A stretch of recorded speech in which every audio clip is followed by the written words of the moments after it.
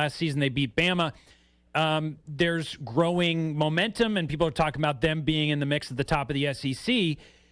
At what point is it fair to categorize Jimbo as more of a recruiter than a good X's and O's coach? Or do you think it's already fair to say that? I think it's completely fair. Look at the results of the last couple of years here and just where they should be compared to where they are. It's just you can't lose this game, and your record says what you are. And he's lost plenty of games that they should not have lost in this era at A&M. And, yes, it's great, right? It's exciting headlines when you can go toe-to-toe with the Alabamas and the Clemsons and the Ohio States of the world in the recruiting. The big picture, Doug, who looks at them like those other teams? Nobody anymore. And, yeah, sure, they had the ranking coming into the season. That's great. Well, guess what? That's gone now because you lost week 2 against App State, a feisty team that deserves a lot of credit. Listen, you know how deep, extensively I do the draft each year. We have App State players on our board every single year, but that does not mean they should be competing against a top 10 team in the country. And I think that, to me, speaks to the lack of the change of game plan, the lack of changes in the second half of games. There's just none of that from Jimbo consistently in these big losses each year. No adjustments. All right, so just bigger picture, if we zoom out a little bit, Connor, because last week you and I talked about, the Ohio State and Notre Dame matchup and Georgia against Oregon and what we learned from those, and we saw Alabama, and you talked about a little bit of their struggles. The following is an exclusive presentation of Pirate Radio, the voice of the Pirate Nation. Pirate fans, welcome to the U.S. Cellular 5th Quarter Postgame Call-In Show, brought to you by U.S. Cellular. Be sure to visit one of ECU graduate Brandon Tate's Platinum-certified U.S. Cellular stores and experience the highest standard of customer service. Call in on the live line at 317-1250. Now, with a complete recap of the game and your phone calls, live from the Pirate Radio studios, here's your host of the U.S. Cellular 5th Quarter, Clip Brock. That's him. All right, welcome in. C.J. Johnson's got the belt, the to the U.S. idol belt. 5th Quarter Call-In Show. If you heard our segment pregame with Billy Weaver, there was a lot of noise going on, and Weave said somebody had a WWE Championship belt. Well, now he's on ESPN Plus. C.J. Johnson taking pictures with the belt, and the Pirates are celebrating a 39-21 victory over Old Dominion, East Carolina. Taking care of business tonight. Big fourth quarter. And there's AT taking a picture of the scoreboard of himself so he can post it. That's got to be a selfie. Bet it's going to be a selfie. Watch. We got video footage of Alan Thomas's next selfie on ESPN Plus. Pirates win at 39-21. Big fourth quarter for East Carolina, finishing strong. We'll take your calls 317-1250 and recap it all. We are here with you on a Saturday night on the U.S. Cellular 5th Quarter Call-In Show. Back with your calls after this.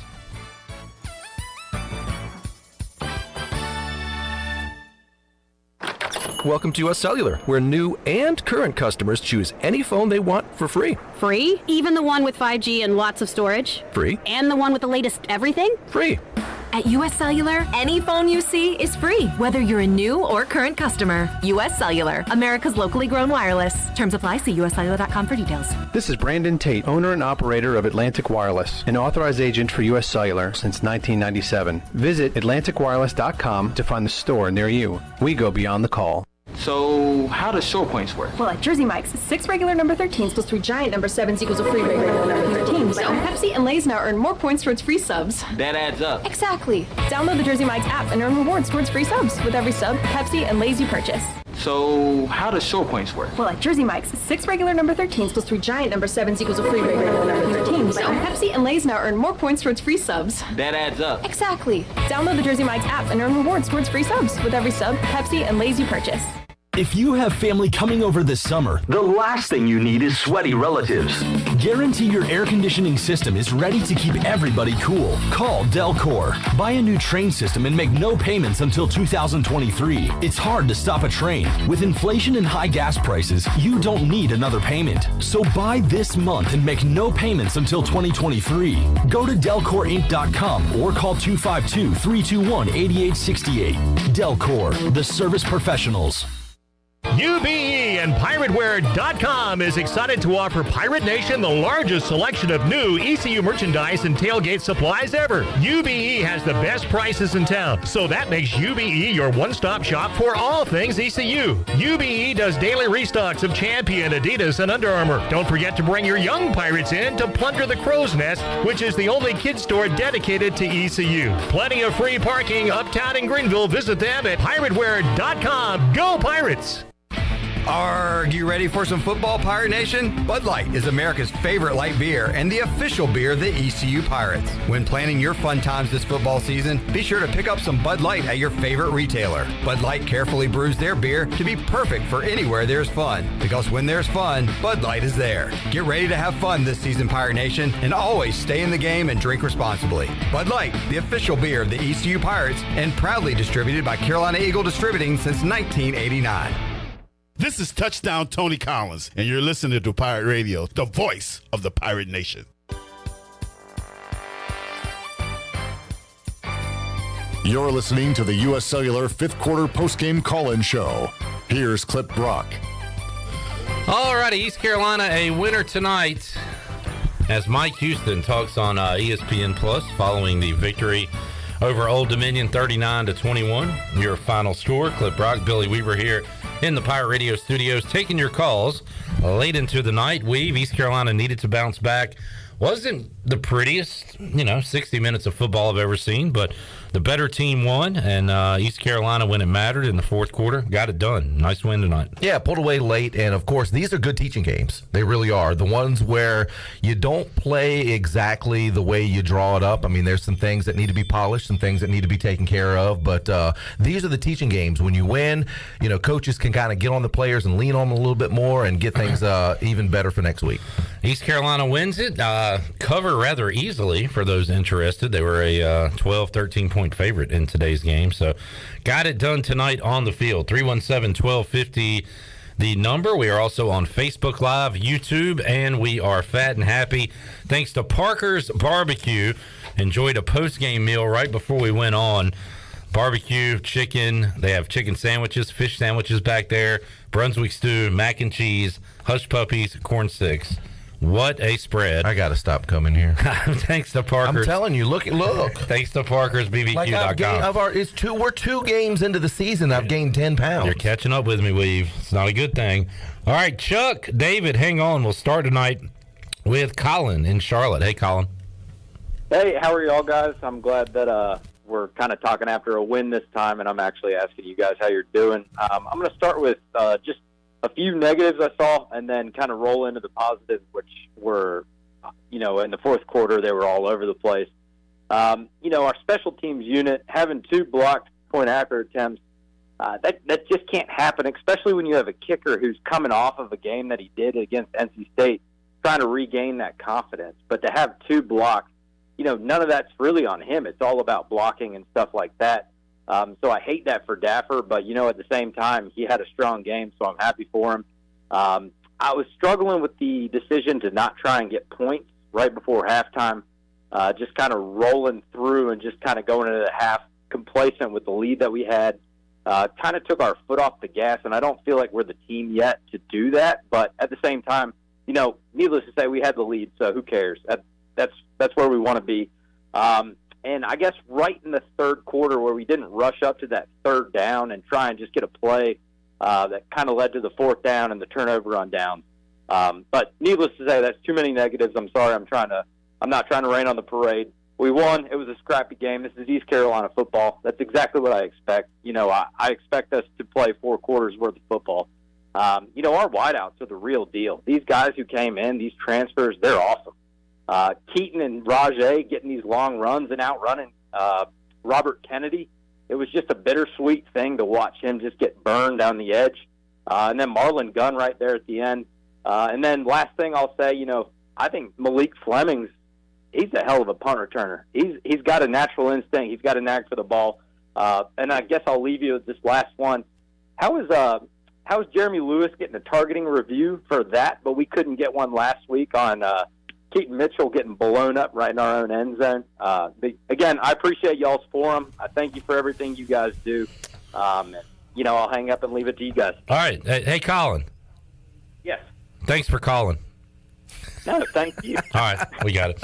Colin and Charlotte had a lot of things to go on there. A lot of good points. A lot of jumping off points. Well, I'll get to our thoughts later on. We do have calls, so we'll take the calls. We'll get the calls. Hey, but it did rain on the parade. No, it literally, quite literally. Yeah. David is up in Farmville. Hey, David. I'm sorry, David's in Greenville. My apologies. Hey, David. What's up, David? What's up, guys?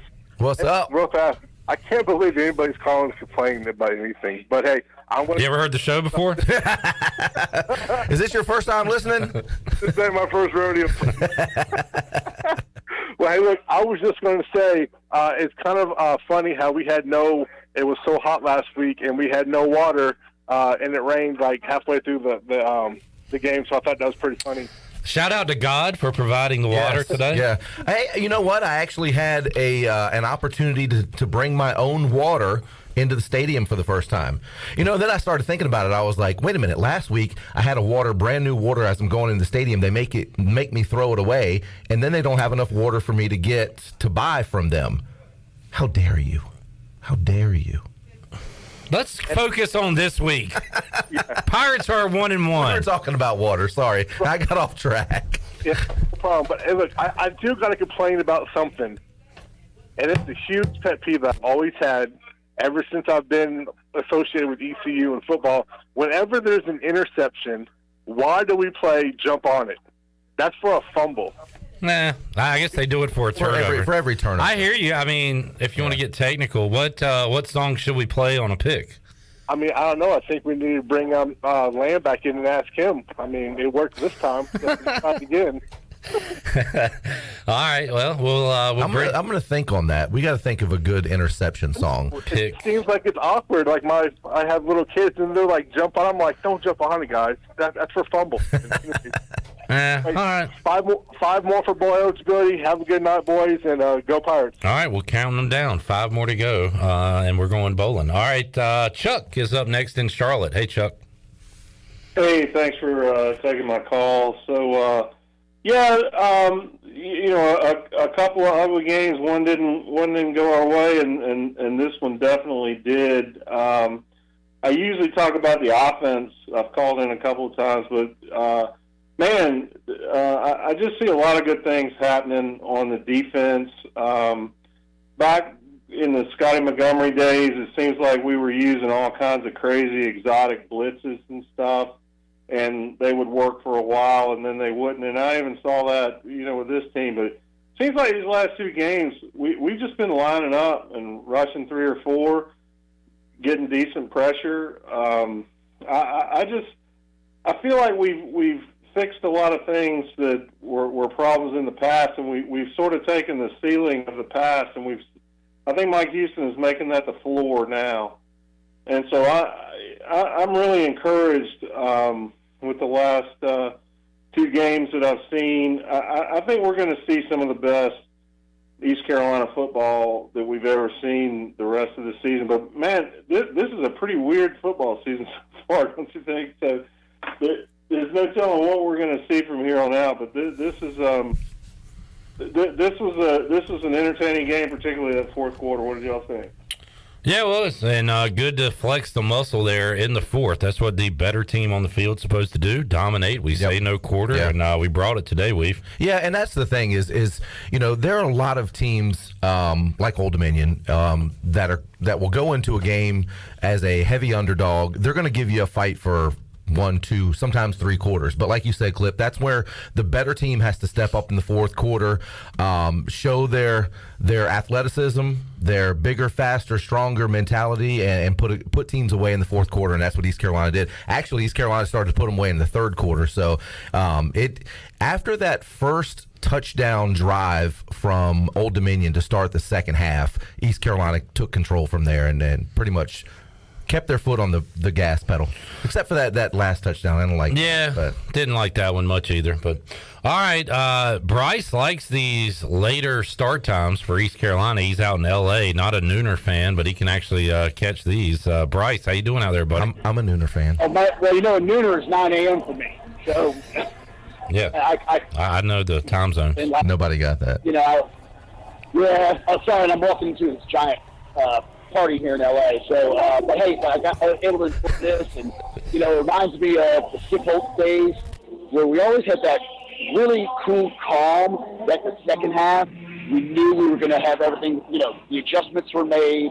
And Mike Houston's a lot of things, and he's a great X's and O's guy. And I really enjoy. I think Igo pointed it out somewhere on the Twitter about this is the second straight week where the fourth quarter, we're just absolutely dominated. And that is, man, seeing the field like he does. Obviously, I know the majority of the calls have been about special teams, and I think those guys are just going to get brought through the ringer. And I still believe in Owen. I hope these guys enjoy it because, like what your partner was just saying there a second ago, these guys, this would have set Old Dominion's season up. They gave us, every piece of scratching and clawing that they got. And I would also like to gloat a little bit in the hilarity of Virginia Tech taking us off their schedule, putting Old Dominion in there and being 0-2 against them so far. Yeah, they'll find a way to get out of that scheduled series, too. Yeah, absolutely. They don't want any part of Old Dominion anymore. Yeah, maybe they should do App, Yeah, right. Yeah. I don't think anybody wants App right now either. App might not be able to schedule games for the future. Nobody's going to want App on their schedule. We might be playing them a lot here soon. I wouldn't mind that though. Yeah. I think that's a great series to keep going. I love those games. All right, Bryce, good to hear from you, man. Cheers, go Pirates. All right, there's Bryce. He's got the highest shorts in America, and he's rocking them, I'm sure, at that party. I tell you what, wouldn't you like to be at a party, an LA party right now? I'd like to be in bed sleeping. No, I don't know. He's got the shortest and the brightest pants. Yeah, they are a bright coral, some kind of fluorescent flavor. Some color. All right, Monica, Cameron, Kyle, hang on. We'll take a break. We'll come back. We'll have more for you on the U.S. Cellular fifth quarter call-in show. East Carolina a winner tonight, 39-21 over Old Dominion. Pirates 1-1 on the year. Welcoming in for the first time ever the Campbell Fighting Camels next week. We'll be back with more after this.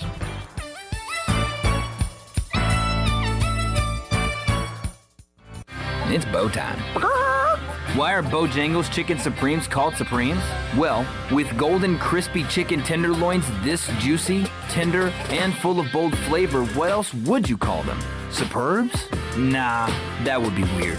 Get your Chicken Supremes combo today with a scratch-made biscuit, your choice of fixin', legendary iced tea, and have you heard there's a new sauce in town? Try our new creamy buffalo sauce when you get a Chicken Supremes combo today. It's bow time.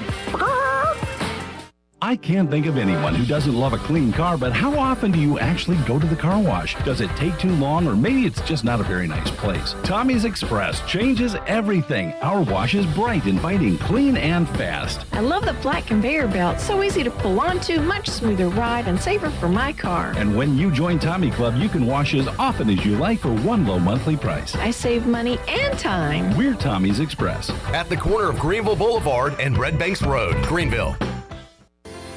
Do you have an old injury or just some pain that keeps holding you back? It's time for you to get better. With Kinetic Physical Therapy and Wellness, we can help you get your life back. Whether you need to get back to a sport, back in the gym, or just back to enjoying life, our team of specialists use a one-on-one, hands-on approach in our state-of-the-art facility to get you back moving again. Don't settle for where you are. Don't stay in pain. Visit kptonline.com today to see how Kinetic Physical Therapy and Wellness can help you live well, move more, and hurt less. You've worked hard to make your business successful, and that's why it's really important to always have a bank that's in your corner when you need them. This is Chris Richards from First Bank, and our experienced team of local bankers includes Lee Watson, Ashley Capps, Bonner Latham, Josh Hooten, and Heath Nisbet. To get the business services that are right for your business, come and see one of our experienced team members at First Bank on Arlington Boulevard in Greenville. First Bank, together with our customers, we're creating a world where individuals and communities thrive. Member FDIC. Greenville Utilities electric customers will soon be able to receive text notifications in the event of power outages. Enrollment is automatic, so make sure GUC has your cell phone number by signing into your account at GUC.com, then update the information in your user profile. Want to talk with someone instead? Call 252-752-7166 during business hours. 252-752-7166. Update us so we can update you. Visit GUC.com for more information. Better ingredients, better pizza, better brace yourself because this right here is a Papa John's Papa Bowl. No crust, just piping hot toppings and melty cheese in an oven-baked bowl. Better ingredients, better pizza, now in a bowl. Papa John's. Hey, Pirate fans, brace yourself for the brand new Papa Bowls for only $7.99. The new Papa Bowls are an MVP move for game day or any day. Place your order online at papajohns.com and sign up for Papa Rewards. Papa John's, better ingredients, better pizza. Go Pirates! This is Rajay Harris, and you're listening to Pirate Radio, the voice of the Pirate Nation.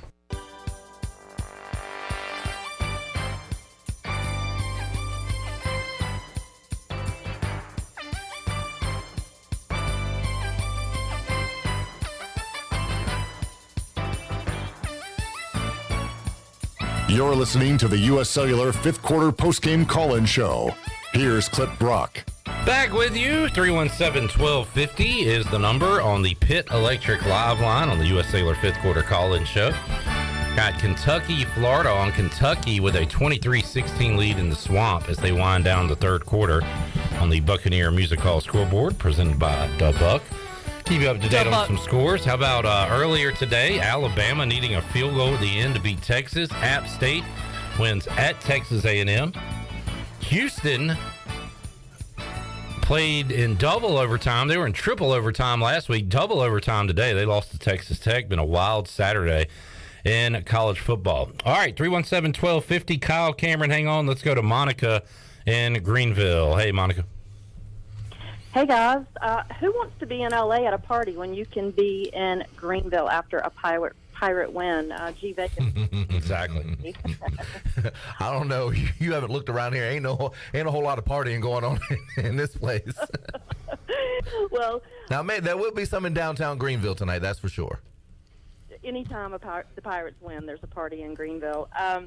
So let's, breaking down the game, right? So up until the third quarter, it was really a head scratcher statistically. This was truly a game of statistics kind of lie. I mean, the Pirates were just absolutely dominating from a statistical standpoint and just could not pull ahead. Finally, we did what we've been doing best in the first game and this game, which is dominating the second half. Shutting out Wolfpack last week, and then coming in allowing only one touchdown for the rest of the game, or there was two there in the fourth quarter, one in the fourth quarter, but really dominating the second half is what helped us. Great things today. The game was really balanced. We had great yards. Good to see Keaton Mitchell and Rajay Harris just totally break it out. I mean, Keaton is just so fast, and that was a big difference maker. And several really long drives throughout the game, which gave us time of possession, and eventually that's what wore their defense down. Was the time of possession just killed the Monarchs tonight. I will say, we looking at the schedule, we've got 7 teams on our schedule that are bowl teams from last year, so we're going to have to clean up special teams. Everybody's going to comment on that tonight. I don't know what's going on, but they need to clean that up. The other thing we have to comment on is, Holton took 4 sacks tonight. When we look at our schedule and the team we want to be, the team we know we are, we got to clean that stuff up. But this is a Pirate win. It wasn't the prettiest win. We'll take it, but let's clean up the things that we need to clean up and keep winning. So go Pirates. All right, Monica. Appreciate the call tonight. Monica in Greenville. 317-1250. We go next to Cameron in Greenville. Hey, Cameron. Clip, how about them Pirates, man? What a win. It feels good to come back and dominate like that, even though it didn't feel like it at times we were dominant, or as Monica said, statistically we did dominate, and then we finally got scored, run up the score a little bit in the second half. But I'm supposed to say props to that guy from, what's his name, Ali or whatever, from the Old Dominion. What a player he is. That game, Old Dominion might not have scored at all if it wasn't for that guy. So props to him. I like what I saw defensively in the second half, pressuring the quarterback, kind of mixing up some blitz schemes, stuff like that. Corners played pretty good. We gave up a few big plays tonight, and that's really the difference. We kind of struggled in the first half to have big plays ourselves on offense, and the second half, Rajay and Keaton got going. So I'm happy to see that. I'm happy to get a win. Guys, special teams has to be fixed, or that's going to cost us more ball games. If we want to be as good as we think we can be this year, we have got to fix special teams. You can't just be missing blocks as an offensive lineman on special teams and giving up block extra points. I mean, it's just ridiculous at this point, guys. We got to fix special teams. Next 5 games we have are winnable. Let's go out and win them. Let's pack Dowdy Ficklen next week, and then the week after that against Navy. And as always, go Pirates. All right, Cameron, thanks for the call. Ollie Jennings on the UB stat sheet, 8 catches, 196 yards, 3 touchdowns. Wow. He was a one-man show for him last week. He was a one-man show today, and East Carolina could not cover him. All right, 317-1250 on the Pitt Electric Live Line. We go next to Kyle in LaGrange. Hey, Kyle. Hola, mi amigos. How y'all doing? Doing good. Hanging in there? Yeah, I'm hanging in there like a dingleberry. Why? I mean, why? I don't know why. Why not, right? I appreciate it, though. Look, guys, first I want to say ODU's a good football team. Virginia Tech's handling Boston College at home.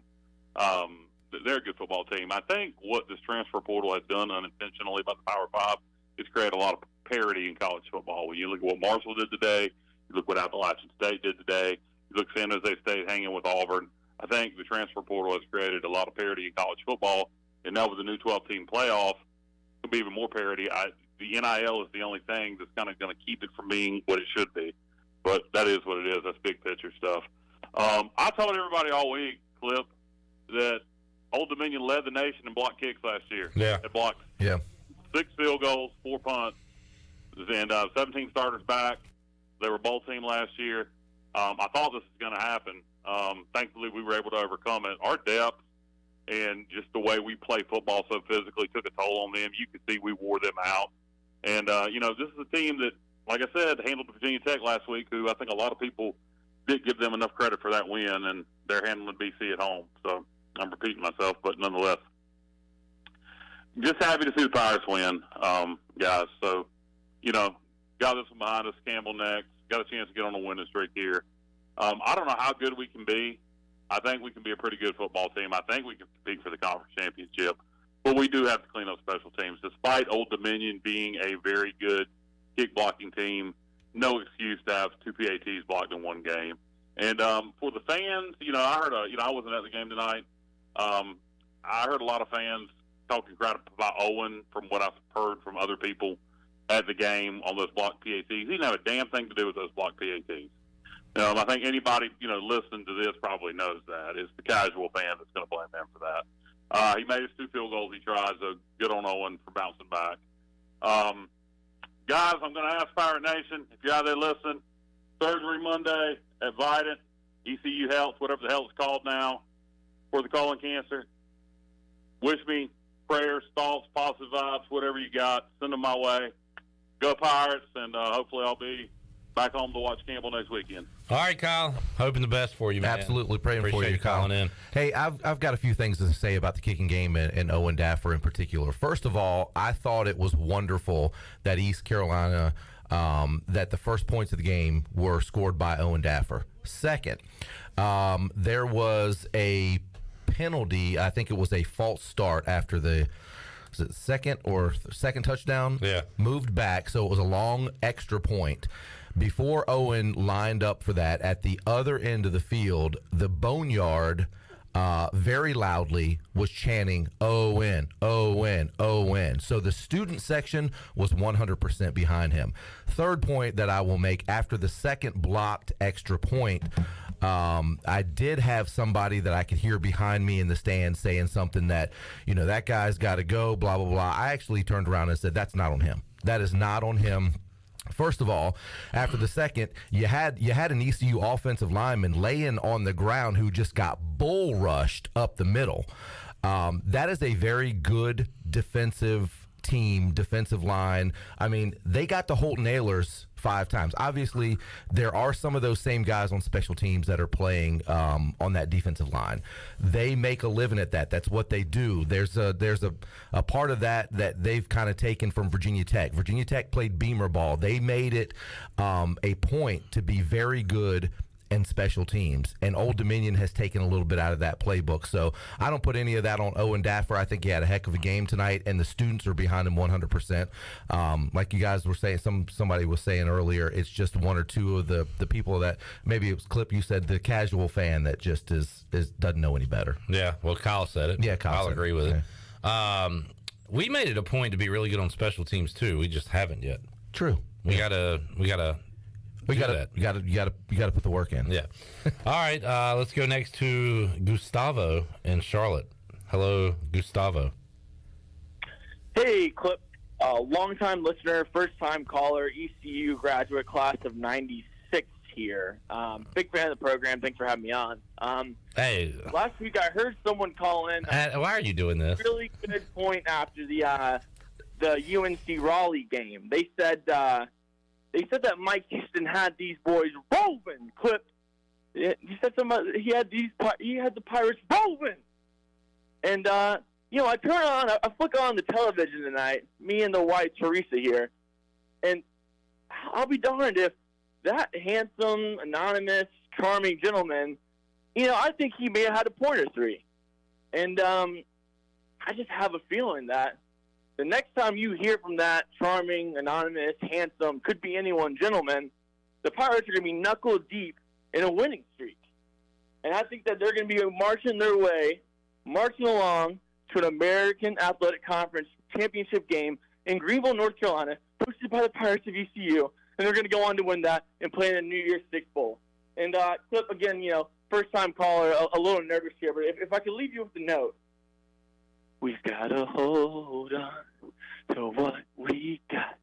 It doesn't make a difference if we make it or not. We got each other, and that's a lot for love. We'll give it a shot. Oh, we're halfway there. Oh, living on a prayer. All right. Oh, goodness.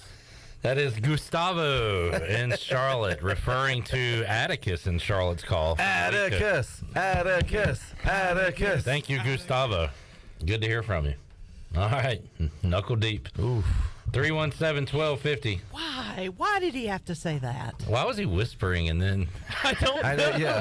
I don't know. Why? Whispering that Maybe song? because he was the opposite of that guy Atticus who was yelling. Yeah, maybe so. Maybe that's what it was. All right, Kenny, Gene. What is that person's name? Bullshack.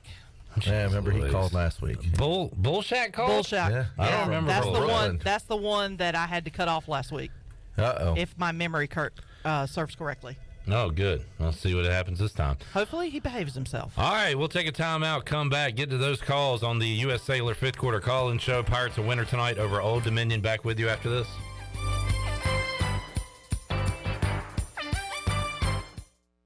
For over 51 years, Parker's Barbecue has brought families together with our award-winning whole hog barbecue and fried chicken. Tradition is important at Parker's Barbecue, and for 3 generations, the Parker's Way has stood the test of time. Whether you visit our dining rooms or drive-thrus, use our on-site catering, or even use our nationwide shipping, the hospitality, barbecue, fried chicken, homemade sides are still the same. We are the Parker family. Come in and let our family show you. This is the Parker's Way. Before you hit the road this travel season, be sure to get your tires inspected by the tire guys at Greenville Auto World. The Greenville Auto World service team sells all the top brands and economy tires if you need a new set. Need an oil change, state inspection, or AC repair? Greenville Auto World can work on any type of vehicle, and the monthly oil change special is only $29.99. Make an appointment now by calling 364-8730. For award-winning service, trust Greenville Auto World. That perfect tractor package you've been eyeing at Quality Equipment just got a little more perfect. Haul your next 1, 3, or 5 Series John Deere tractor off the lot on your brand new trailer. Visit our site at QualityEquip.com to add it to your package. Start with Quality Equipment to get any task done right. We've got the full line of John Deere equipment priced right with low monthly payments and special financing. Plus, we service everything we sell. Visit QualityEquip.com to see our latest offers. When it comes to hauling dirt, asphalt, or stone, you can trust the pros at First and Goal Hauling Incorporated. They have a fleet of dump trucks ready to get the job done. And best of all, it's owned and operated by ECU football alum Dakota Marshall. When you have a big job and you need it done right, count on First and Goal Hauling, where it's a touchdown every time. Keep up with Dakota Marshall and First and Goal Hauling by following them on Facebook today. Are you suffering from anxiety, sleep issues, or chronic pain? Have you heard of CBD? You can learn about the benefits of CBD right here in Greenville at the Hemp Garden. Hemp Garden offers a variety of products and solutions that are truly making a difference in our community. Hemp Garden also provides products that can assist with energy and focus. Have a pet? Come check out their selection of CBD pet products. Visit Hemp Garden to speak with a CBD specialist in a relaxed and welcoming environment today. Exclusive discounts are offered to first-time customers. Hemp Garden, located at 3040 South Evans Street in the Target Shopping Center in Greenville. Mow like a pro with Hustler Turf zero-turn mowers. They engineer their mowers to be maintenance and service friendly for the everyday homeowner while not sacrificing the build and cut quality they're known for. From the heavy-duty frame to the welded steel deck to their trademark smooth track steering, Hustler Turf zero-turn mowers deliver professional grade cut quality for a perfectly manicured lawn. Come into Ron Ayers Motorsports to see the Hustler difference for yourself today. Ron Ayers Motorsports, Highway 11, north of the airport in Greenville. This is Amanda Houston, and you're listening to Pirate Radio, the voice of the Pirate Nation. Go Pirates!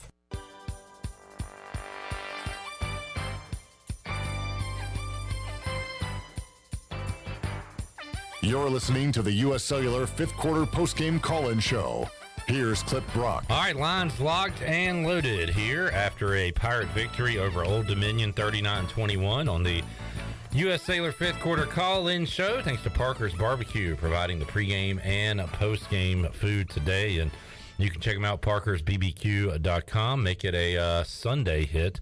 That was always Parker's Day in my family. Sundays? Yeah. It's a good day to church. Go. Well, every day is a good day to go to Parker's, but especially Sunday after Sunday's church. a great one. Oh, yeah. Watch some football and graze all day long. That's a good plan for tomorrow. I will just have to say, if you go to the Parker's Barbecue on Memorial after church on Sunday, you better get there early, because if not, you're waiting in line. Well, yeah, and that's because it's really good. That's right. All right, let's head out to the Pit Electric Live line. Kenny is up in Blunt's Creek. Hey, Kenny. Hey, Cliff, Billy, how y'all doing tonight? Look, good win, man. I just nothing like a win to wash away last week. Hopefully this will build for next week. I'd like to give a little shout-out to Mama, because she's always got her stats. She knows what's going on. Just a few observations tonight. Look, beat a dead horse, but special teams, regardless if it's offensive linemen, I don't really blame Owen, but special teams got tightened up. A couple of bad punts I didn't think were really good. Getting the blocks. Okay, that team's good, but you know what? We're supposed to be better than that. We cannot win if we keep making them mistakes. Defense, man, they turn it around as always. Second half, really put the heat on. They finally got some sacks going on in the fourth quarter. I thought that was a turning point. Running the ball, it was kind of tough, sledding up the middle in the first half. Second half, we really got Keaton got that 81. That was amazing. But we just, you know, we got a few things we need to tighten up, man, and this can be a really special team. I would like to say one thing about the play calling. I don't understand why, for the love of God, we do not move our receivers in motion. It's like they all line up, and it's one-on-one every play. I wish we could move some guys around and get them out in space, get them moving. I think that would open up the offense, but, hey, you know, I'm just a local guy that sits back and watches football. So, but, hey, big win. Let's keep it going. Pirate Nation was awesome. Bad weather, but we still showed up. Pirate Radio kicked tail again today. Shout out to Jason Shepard. His food was amazing. And y'all have a good weekend. Enjoy this victory, and let's go Cowboys tomorrow. Oh man, you had to ruin that call right then. Really? You knew I was. I know, but come on now. Tom Brady's going to pick that defense apart tomorrow. Hey, look, and I love your shirts a lot better this week. Appreciate it, Kenny. All right, Kenny. Have a great night, man. Thanks. Kenny in Blunt's Creek calling in. And appreciate the call as always. We go next to Gene in Atlantic, North Carolina. Hey, Gene. Hey, buddy. How you doing? Doing great. Good, good. Chalk this up to an overreaction Saturday, but how about that running back that came in to kill the clock? I thought he was going to punch it in there. Let's go. Yeah, I tell you what, man. We were all in the studio watching that play, going, "Go, go, go! Get in, get in, get in!" That would have been something to see. I mean, that would have been a lot of fun. Welcome to the Gun Show, Marlon Gunn. Yes, baby. I'm so glad you remembered his name because she told me and I forgot. But yes. I wish you'd have punched it in. Anyway, that's all I had to say. Future is bright. Oh yeah, he's a big dude too, Marlon Gunn. We got him, Lampley. I don't know where we're getting these boys from, but we got some big freshmen on this team. Yeah. So I like where the future is. All right, we go to this guy in Brooklyn. Hello, Brooklyn. I'm going to keep it short and sweet. But first off, I wanted to say, last week, I did not say nothing bad on the call. Shirley, you're right. This is not the guy. So, Bullshack, you're good. You're good. But I'm going to keep it short and sweet, starting off with number one. We got to fix special teams. Number two, I think we got something special going on in that backfield. And number three, that's a great win and a great way to end our Saturday night. Go Pirates. All right, yeah, Bullshack's the that's right, 3-point guy. The 3-point guy. We like you, Bullshack. We apologize. We had the wrong guy from last week. That's my. I just thought I was thinking Brooklyn, New York. I was like, I'm pretty sure that's the guy I cut off last week. But no, I apologize. Is it because I digress. You got something against Brooklyn? No. What's going on? Come on now. No, well, we don't like them Yankees around here. In Brooklyn. Because where the guy called from was not a normal, I guess you could say a normal place that would call. Yeah, and I think that's why it stood out to me. And I thought that was who it was. Bullshack, we like your calls. Thanks for calling in. It's not a normal place like Tampa and L.A. that we get calls from. Look, I'm just kidding, Shirley. Shirley, I'm kidding. I'm going to need you to relax. All right, 317-1250. He hugged it, and Florida will have a chance. 6:13 left to go. Gators going to get the ball after a missed field goal. Kentucky, come on. Kentucky has look at that scene in the swamp. 23-16 the score. All right, we go to Zach in Dunn next. Hey, Zach. Hey, Zach. Zach might be done in a minute. Zach, come on. All right, Zach's gone. Let's try Sam in Greenville. Wait. What? Zach? Hey, I'm here. I'll put you on hold. I'm sorry. So, guys, special take. As special as Lincoln Riley was on offense, that's how special Blake Harrell is on defense. That's my hot take for the night. He is so special. Also, guys, we're allowed to have different takes in the stands. The fact that somebody comes over and gets in somebody's face because of a disagreement, that's a problem. At the end of the night, we did what we were supposed to do, but we still have some issues. I know I'm being a dead horse, but come on now. We can't get to the end of the year and win the conference without these special teams. I know that Owen Dasper is going to be the horse that everybody falls on, but, man, dude, we cannot do this every week where we just let all these people get all the way through and block these guys' kicks. This guy ain't the problem. He's a good kicker. He won games for us last year. He didn't win for us last week. I'm sorry. Nah, not last week. But last year he hit some big kicks for us, and he's going to do it for us this year. But we got to block for him, man. And it's just we got to do the small things right. And I feel like we're on the way. But come on now, let's go Pirates. All right, Zach, thanks for the call. David is keeping up. He's making fifth quarter bingo cards. I have been following that. It's pretty good. So I think I had one on the bingo card. David said drink if you had beat a dead horse on your fifth quarter bingo card. We just had that one again. And also drink if you had Lincoln Riley on your fifth quarter bingo card. Well, I gave him one, Beamer Ball. He said drink if you have Beamer Ball on the fifth quarter. There's another one. That was a good one. Special teams, that one's going to be hit a lot tonight, for good reason. That one you knew was going to be on the bingo card early on. So, but the good thing is you know what? That special teams and what happened tonight is fixable.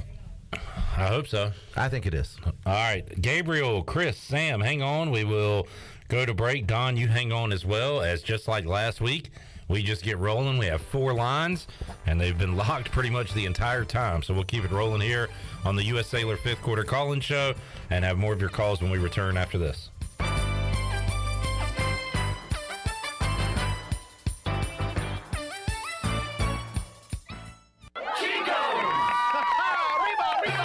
Chico's Mexican Restaurant in downtown Greenville is the perfect place to get all your amigos together for some Mexican food, fun, and football. Chico's has been a game day tradition for Pirate football fans for over 30 years. Whether the game is home or away, make it a Chico's Day for some great specials and the best chips and salsa in town. Chico's Mexican Restaurant in downtown Greenville and online at chicosrestaurant.com.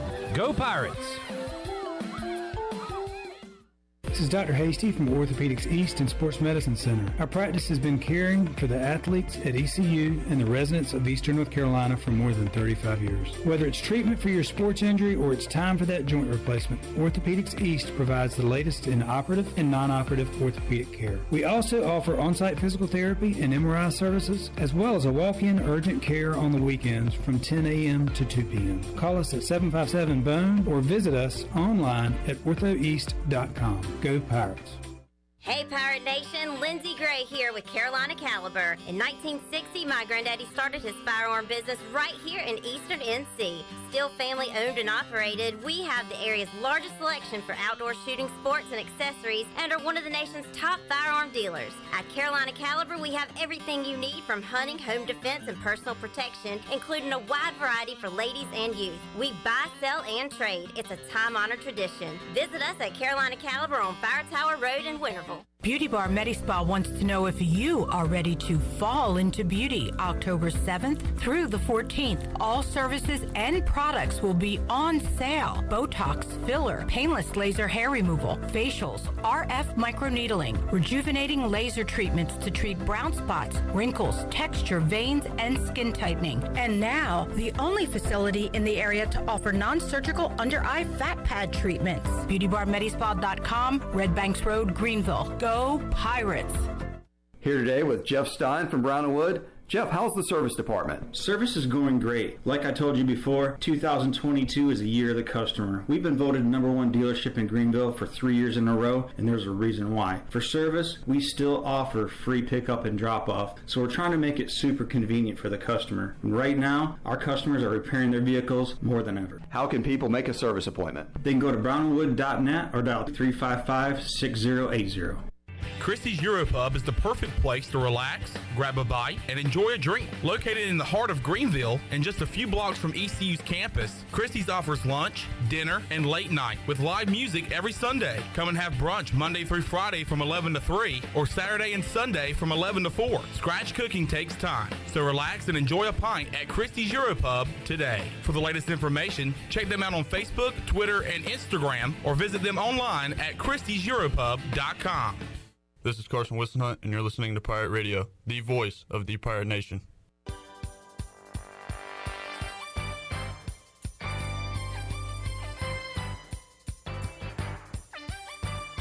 You're listening to the U.S. Cellular 5th Quarter Postgame Call-In Show. Here's Clip Brock. Back with you on the U.S. Cellular 5th Quarter Call-In Show, taking your calls, 317-1250. Lines locked and loaded, so let's go through them so you can get in. Don, Gabriel, Chris, hang on. We'll start with Sam in Greenville on the Pit Electric Live line. Hey, Sam. What's up, Clip? How you doing? Great, man. Game today, feeling pretty good. Thought we did everything we should have done. Should have done a little bit more. Special teams, obviously, pretty bad. I'm not going to hit on that. I actually want to talk about play calling. Donnie K, can he take us to where we should be? That's my question. Last week we saw whatever, 3rd and 4, 4th and 4, we're going deep. Today I thought early on we were kind of running. It wasn't working out. Obviously it worked out some. Your running offense concerns me greatly. Actually, other than the Keaton Mitchell big run. That thought crowd was decent for the rain. Everything involved, obviously, bad weather. Thought students showed out, all of that. Yeah, that's what I got, Cliff. What you got for me? All right, yeah, run game. When you said that, I looked up Raji's numbers, and they do not jump off the page. He finished the game 16 carries, 61 yards, so that's 3.8 a carry. Found the end zone, and of course, Keaton was helped with his 81-yard run. So the numbers are going to look pretty good, but yeah, look, next week they should be able to run all over Campbell. If they don't, that is a problem. Yeah, that would definitely be a problem. The thing I like about Keaton Mitchell is Keaton's one of those guys. He'll hit you, for a 1 or 2 yard gain, might get stuffed, might lose a yard or whatever, but he's always got that potential to do what we saw tonight and break off an 80-yard run. And once he got into the secondary, everybody in the stadium knew. They were all pointing to the end zone, because they knew once he got to about the 45-yard line, he was gone. There was nobody that was going to catch him. And there was a drive where they got Rajay going, and he started hitting 4, 5, 6 yard carries. He made some great spin moves, too. Yeah. Rajay he spun out of a few tackles that were very impressive. If you didn't watch the game, and my God, you know how many rushing yards Old Dominion had negative 17 in the third quarter. That so was I don't know helped what out they by finished. sacks. Right, I don't know what they finished with. They finished with 15 rushing yards. East Carolina outrushed Old Dominion 261 to 15. Yeah. And again, a lot of that is Keaton, and then Marlon Gunn had a 40-yard run. So you gotta account for that, but still not great, but better than we saw last week. All right, Sam, thanks for the call. Let's go to Chris in Washington next. Hello, Chris. Hey guys, biggest thing I want to hit on is strength and conditioning. We've seen it 2 games in a row. They've gotten tired and we've gotten stronger. That's been nice to see. It's just something I felt like's been lacking for several years before Coach Houston. That's the football we're playing. The more of that smash mouth, just stay in it, more of attrition, and be there at the end. Remember Mike Houston last week saying he didn't think State could hang with him for 4 quarters, and East Carolina was the better team in the second half, better team in the fourth quarter, and they were again tonight. So Chris is right. That's back-to-back weeks. Well, if you look through the history of East Carolina football, when they've been really good, when have they been good? They've been good in the fourth quarter. They've outworked people. They've been better in the weight room. Back when, Coach Connors was there, that was a big emphasis, getting guys in the weight room, getting them bigger, faster, stronger, and to be able to not be out of gas in the fourth quarter. And that's what we're seeing a little bit now with East Carolina, is they're getting back to those old ways of getting stronger as the game goes longer. All right, Chris, thanks for the call. Let's go next to Gabriel in Winston-Salem. Hello, Gabriel. Hello, Cliff. How are you? Fantastic. How are you? I am fantastic as well. Let me tell you what. I am so freaking pumped. I have not seen. I went to ECU during the Coach Mo era. Okay, seeing this team go through an impressive ODU team like this. Special teams. Everybody's been harping on it. It's important. I understand. We need to focus on it. But dang it, this is. I haven't seen ECU play football like this. Since I was a little kid. And you know what? I'm going to go back, and I'm going to say this all started at the SMU game 2 years ago when we played SMU, when we played our butts off in the first half, and we closed out that game perfectly. And then going into the next season, and then only being really a couple of minutes away from being a 10-2 team, and then coming into this season, there's no way we don't play for an AAC championship this year. What do you think? All right, Gabriel's fired up. Good callback to that SMU game. That was the game where Tyler Snead had 18 catches or whatever, or 20. How many? 19? Whatever it was. There's no way we don't play for an American championship. There's certainly a way because you have really good teams, but to be in the conversation, yeah, I'll take that. East Carolina should be in the conversation this year. Absolutely, and that's the thing is East Carolina wants to be in the conversation for a conference championship every year. And this program, now it's feeling more like an actual thing we can say. Because the program is headed in the right direction. You got a good feeling about this. Of course, Pirates just have to take care of business in September, get into conference play, and then we'll go from there. Got a real string there where I think it's Navy, USF, and then Tulane. Mm-hmm. And I mean, if you want to be in the conversation, you got to win those 3. Absolutely. Like, you can't get upset. Nope. You can't lose one of those. Got to win those 3, get 3-0 in the league to start really thinking about it. All right, Don is up next in Greenville. Hello, Don. Thanks, look, is this you? Don Jaworski calling in, brother of Ron Jaworski. Jaws, good to hear from you, man.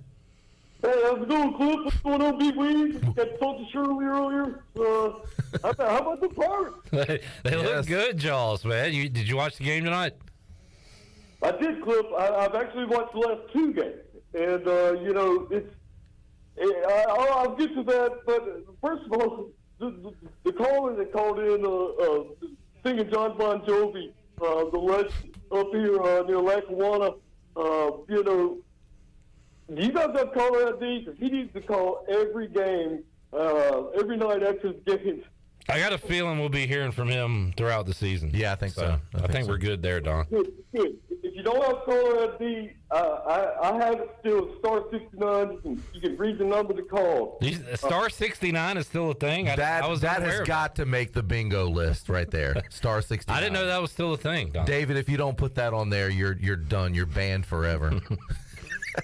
There's a lot of stuff that I know about that you don't know about, but anyway, things are good. I've been rocking the purple and gold. I'm proud of the way the Pirates have come out. It's easy to rock the purple and gold when you have 2 or 3 clean shirts and But moving on, I wrote down my report and I figured I'd reach out because I'm excited, Cliff. I'm excited. A good buddy of mine who since passed, Don Madden. He used to talk about his the way he prepared Thanksgiving dinner and Christmas dinners, his turducken or whatnot. That's not like what college football could be right now. It's like a crock pot. You can take a transfer, a 5th-year guy, someone who redshirted. There's so many different weapons you can add in together, and then you put that with a fan base like Greenville, North Carolina, and then you also mix in that they're buying into what the coaches are selling. You put that together, Cliff, and for those younger listeners, I mean, they're up there like Weave and you and I, the Peach Bowl season. That was my immediate response last week after the loss. It was tough. It was heartbreaking. It was possibly the worst loss I've ever gone through as a Pirates fan. But I just kind of want to just get your guys' thoughts on the possibilities of this season. Considering all that I just wrote down about a crock pot. All right. I didn't know where you were going with the crock pot, but I think you got there. I think it got there. I gotta just open it up to you guys. All right. I'm trying to get back into it. As far as an idea after an interception, what about the loonies? I got 5 on it. If you have to have 5 fingers. Actually, you should have 10 fingers on it, but Don Jaworski. Wait a minute. Don, do you have a crock pot in the jail cell you're calling from? Because it's awful hollow there.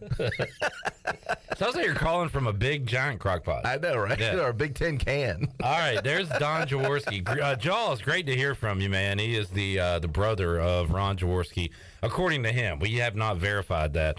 But, Billy, you got your recruits. You have your transfers here. Chance Bates. How about those receivers tonight? Yeah. Isaiah Winstead. Jalen Johnson, 9 for 90+. Big game for him. You got the Pirate fans. You got Mike Houston. Throw them all you in the throw crock it in pot. the crock pot. And let it simmer. We let it simmer till December, and boom, we're in a conference championship game. And then it just comes out just tasty and tender. All right. Thanks for the call, Jaws. All right, Jeff, Dallas, Luke, you are up next on the U.S. Cellular 5th Quarter Call-In Show. A lot more to go. We're back with you after this.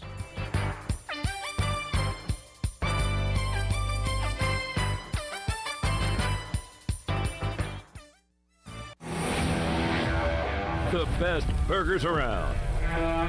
Everyone loves a thick, juicy, and fresh burger. Tiebreakers in Greenville, plus the all-new Tiebreakers in Winterville do real burgers better than anybody. So don't just go to any burger-themed restaurant chain. It's time to break the chain and eat local. Tiebreakers, real burgers at its best. Everybody loves burgers. I'm Michael Vaughn with East Coast Grading and Utilities. Many of you know my dad, David Vaughn, and his work in putting in subdivisions all over Pirate Nation. But East Coast Grading and Utilities is not just for those type of big jobs. We're here for the homeowners. Whether it's concrete, driveways, hauling rock, or sand, whatever you need, East Coast Grading and Utilities can get the job done. Call us at 252-531-7494 or check us out on Facebook at East Coast Grading and Utilities. Buying a home? Then you've got a lot on your mind. Now rising rates? It's a lot. This is Timothy Sawyer, your local Rocket Mortgage professional right here in Greenville, North Carolina. With Rocket, you have an advantage. You can lock your rate for 90 days while you search for a home. If rates rise, yours is safe. But if they fall within the first 3 years of buying, you can refinance to a lower rate with exclusive savings. Take the Rocket advantage of calling me, Timothy Sawyer, at 493-0002 today. Dear past, present, and future football watchers, you know why we're here. The football season is back! Woo! That means those pregame barbecues with an ice-cold Pepsi? Totally back. Your perfectly placed football watching corner seat back and comfy as ever. 18 Sundays of touchdown scoring, Hail Mary throwing, ice-cold Pepsi flowing football action. You better believe it's back. And since that's too amazing to miss a single second's worth, Pepsi is officially giving you permission to always put football first. And when we say always, we mean always. Like when your lawn is looking less like a lawn and more like a jungle. If the game's on, then the lawnmower ain't. And those gutters you haven't cleaned, today is not their day. Or maybe those in-laws are back in town. Well, better hope they're football fans because your Sunday is completely booked. Long story short, crack open a Pepsi and don't let anything get between you and your football watching. With love, Pepsi, made for football watching. That's what I like. Do you ever talk to yourself about where to eat today, and then you hear Warren's hot dogs? Then you're thinking, yeah, 2 hot dogs, chips, and a drink for only $6.25 would be awesome. Warren's hot dogs. And maybe some homemade lemonade, perhaps a pizza or a sub, and definitely an apple or peach turnover. Warren's hot dogs. Don't overthink where to eat today. Go to Warren's Hot Dogs in Greenville across from Ron Ayers or in Chocowinity next to the fire station. Warren's Hot Dogs, serving the Pirate Nation since 1991. Go Pirates! This is Stephen Igo, and you're listening to Pirate Radio, the voice of the Pirate Nation.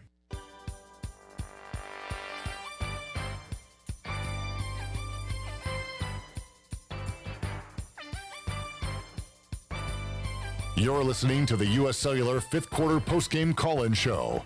Here's Clip Brock. Now, with the Pirate Radio scoreboard, here's Shirley Rhodes. All right, some quick scores for you with just about a minute to go in the game. Northern Illinois leads Tulsa 35-31. It is Kentucky 23, Florida 16 in the fourth quarter. Here's an interesting one. Nebraska and Georgia Southern are tied at 35 apiece in the third quarter. By the way, Nebraska paid Georgia Southern $1.4 million to play in Lincoln. Auburn leads San Jose State 24-13 in the fourth. It is USC 41, Stanford 3. It is Boston College trailing Virginia Tech 24-10. And Michigan is all over Hawaii, 35-0 in the second quarter is that score. That is a look at your Buccaneer Music Hall scoreboard, brought to you by The Buck. It's your beacon of music in the land of the Pirates in eastern North Carolina. They're open from noon until 2 a.m. with live music every night, along with football. You can follow The Buck on Facebook and Instagram for an updated schedule, and we'll see you at The Buck. Now let's head back into the U.S. Cellular 5th Quarter postgame call-in show. Here's your host, Clip Brock. All right, I'm fighting a Parker's coma after all the Parkers today. It was fantastic. Go to parkersbbq.com. 3 locations in Greenville to serve you, and they ship nationwide. So if you are listening, like Jeff in Louisiana we're about to get to, he can order Parker's and have it at his doorstep. Yes, and update, Shirley said it was 23-16. As she was talking, Kentucky kicked a field goal. It's now 26-16 with 1:17 to play. Number 20, Kentucky got number 12, Florida on the ropes. Also, another update. They almost just intercepted it. Georgia Southern has just taken the lead on Nebraska, 38-35, early fourth quarter. That is crazy. All right. Score 30. Luke and Dallas, hang on. Hey, we actually have an open line for the first time since we started, 317-1250. Jeff is up right now in Louisiana. Hey, Jeff. Hey, good evening, fellas. How y'all doing? Great. Good. Hey, Cliff, I just wanted to give you props. You called ECU big last week, so you were right. So, all right. I love hearing I was right. Thanks. So just a few things. So the offensive line kind of looked tired around the second and third quarter until they finally broke it open in the fourth. Special teams, of course, but I felt like every time I saw Holton, they were picking him up off the ground there for the second and third quarter. So hopefully we can get some offensive line work and, of course, blocking on special teams. But love the win. Let's go get Campbell next week. All right, Jeff, thanks for tuning in and calling in. Jeff in Louisiana. And as you said, we've great to have correctable mistakes after a W rather than an L. Yeah, because it's so much easier. You know what? When you have a loss, the guys are down, they're disgusted, they're not in a good place. So those are times you can't really teach. You can't get on guys because you never know what's going to happen. The guys are up, they're having fun. And then those are teachable moments. Those are times that coach can get on you and say, hey, guys, let's, don't celebrate too much. Let's get back into this thing. Let's get back into the grind. Players will accept those coachings much better after a win. All right, Dallas is up next in Duplin County on the Pit Electric Live line. Hey, Dallas. Hey, guys. How's it going? Going good. Hey, just a couple things. Really, I think special teams blocking. We gotta bunker down on that. I want PATs to be freebies. You know what I mean? I don't want to worry about making an extra point. Like that's too stressful when we're sitting there worrying about if an extra point's going to be blocked or not. So we really got to button down the hatches on that. But I was really happy about the game tonight. We handled business as we should. And, I was happy about the game last week, happy about the game last night or tonight. I'm proud of the boys, but the only other thing I got to say is Keaton Mitchell, we got to get him more involved, man. He's a nuclear weapon. We got to get him out in space. We got to get him more involved. I love Raji. I love Raji up front, first downs, and goal line opportunities. Give it to Raji. Give it to big man. But Keaton Mitchell's got to get more involved out in space. We got to get him, more opportunities as far as the drive goes, because he had that 81-yard touchdown tonight, and I think, more opportunities we give him, the better. So that's all I got. But I just gotta preach Keaton Mitchell's horn because we got to get him more involved. All right, thanks for the call, Dallas. He had 18 carries tonight, which is a pretty good number for him, I think. But he got hit in the backfield a lot. I would like to see some 2-yard. Good. I'm sorry. No. He has some short gains, but like I said earlier, he's always got that home run potential. I would like to see some screens. Absolutely. Get him in the back, out of the backfield, catching passes, things like that. Who's the last guy that we really talked about that you had to get in space, you had to get out on the edges, and you had to make get plays with? Christopher Johnson. There you go. Yeah. Exactly. And to some degree, Dwayne, but not like we're talking about Keaton. Because you're talking about track star speed. Yeah. I mean, you're talking about NFL speed. You're talking about breakaway speed. And when you've got speed like that, you want to get those players out in space. Or as Gus Johnson would call it, speed. Luke is up in Kannapolis. Hello, Luke. Hey, this thing on? Yeah. Rough start, Luke. What you got? Cornell is a heap of garbage. That's what I'm saying. We ain't going nowhere with him behind the center. Oh, boy. All right. That's what you waited on hold to say? Yeah. Okay. Thanks. Cliff, you cute. Thank you. I appreciate it. I'm glad you hung on to say that. All right, Luke. Just picked on Twitter. You look real nice. All right. We're good on Luke. Thanks, Luke. 317-1250. Charlie is up in Pittsburgh. Hey, Charlie. Hey, Cliff. Hey, Billy. Appreciate y'all taking my call. Boy, that was a tough act to follow. Yeah. Yeah. Good that luck. one. Yeah. Best call of the night.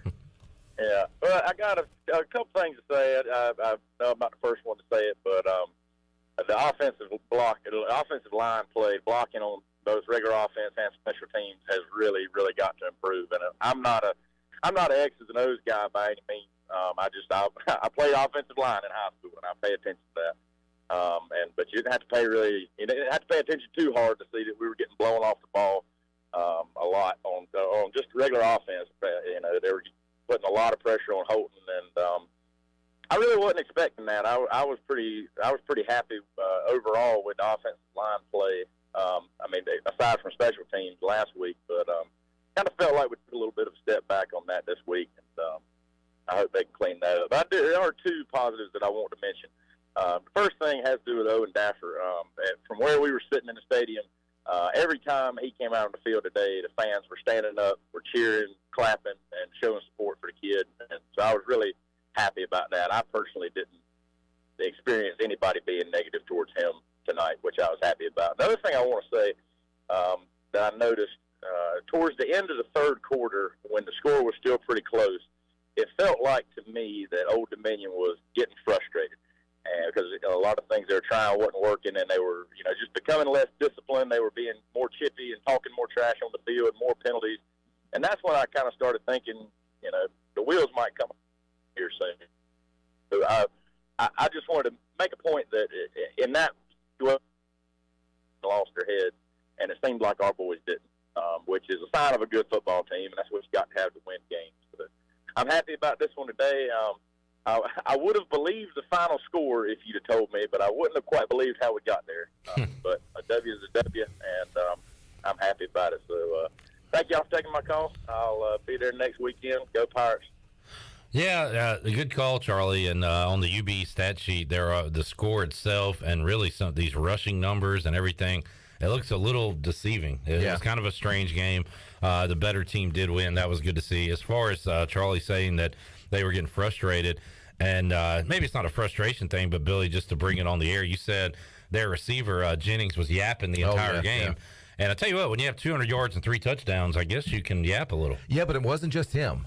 There was a lot of guys. There was a lot of chippy play. There was a lot of stuff away from the ball, especially on special teams, on punt returns and things like that. Guys were getting locked up. Well, we saw at least 2 examples of guys hitting a Pirate after the play. And I don't know if East Carolina was, doing it as well, but those are usually called when you get a hand in the face mask after a play. Well, and I said to my wife when we were sitting in the stands after about the 4th helmet that I saw on the ground, I said to her, I said, you know what, a lot of guys are getting chippy out there. They're pulling helmets off. They're hitting each other a little bit up under the chin. There was a lot of talking, a lot of yapping, but good kudos to East Carolina. Yeah. They didn't play into that. Kept a cool head. And I think that's what happens a lot of times. When you're an underdog, you're looking for any advantage you can. East Carolina didn't let it get into their head. And kudos to a guy like C.J. Johnson, who did not get into anything like that as well. Yeah. When last year, maybe that would have been a different story. He's got a reputation, and coaches know it on That's the opposing right. That's team. right. And they're saying, hey, this guy can lose his temper easy. Let's jaw at him a little bit more, kind of get him out of his game, out of his rhythm. That wasn't the case with East Carolina, so kudos to them for that. All right, Charlie, appreciate the call as always. David, Katie, hang on. We'll take a timeout, come back. We got 2 open lines, 317-1250. As we go into the night, NFL Sunday kickoff eve here. Looking forward to a fun Sunday. Looking forward to more of your calls on the U.S. Cellular 5th Quarter Call-In Show. We're back after this.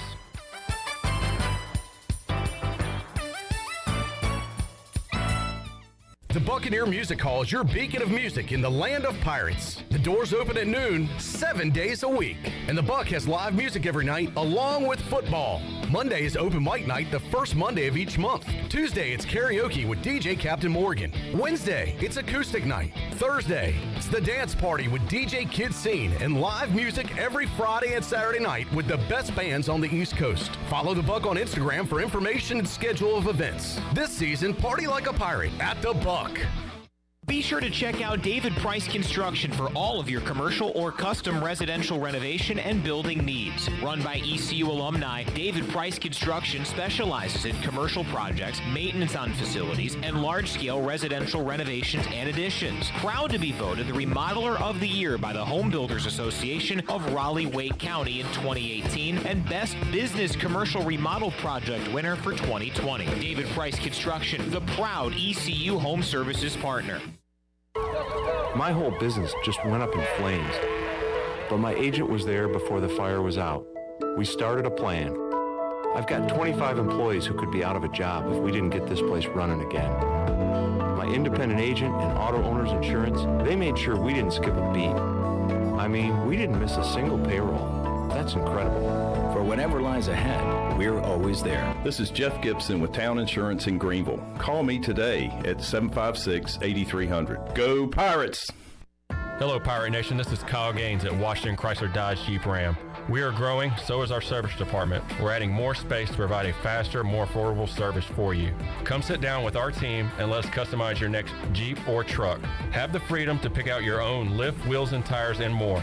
Drive a little, save a lot when it comes to customizing your next vehicle. We're at Washington Chrysler Dodge Jeep Ram, located off 264 West in Washington, North Carolina, and online at WashingtonChryslerDodgeJeepRam.com. Hey Pirate Nation, this is Russell from Russell's Clothing in downtown Washington. Believe it or not, fall weather is coming and we're ready for some Pirate football. Russell's has a long history of dressing Pirate fans, both men and women. For the men, we offer both logoed and non-logoed from Peter Millar, Johnny O, and Smathers and Branson. Our ladies love Tyler Bowe, Crosby, and Never a Wallflower for game day. Join us in wishing the Pirates a healthy and successful season. And remember, for all your game day needs, shop Russell's in downtown Washington. Go Pirates! Hey Pirate Nation, this is Holt Nailers for my friends at ArcPoint Labs. Just as I trust my teammates, you can trust ArcPoint Labs to give you quick and accurate results for your laboratory testing needs. ArcPoint Labs provides insights and solutions to enable individuals, businesses, and communities to make informed decisions on their health, safety, and well-being. Visit any of the 6 Eastern North Carolina ArcPoint Labs locations or go to arcpointlabs.com. Go Pirates! Hey everybody, this is David Glenn, and you're listening to my favorite station in Eastern North Carolina, Pirate Radio, the voice of the Pirate Nation.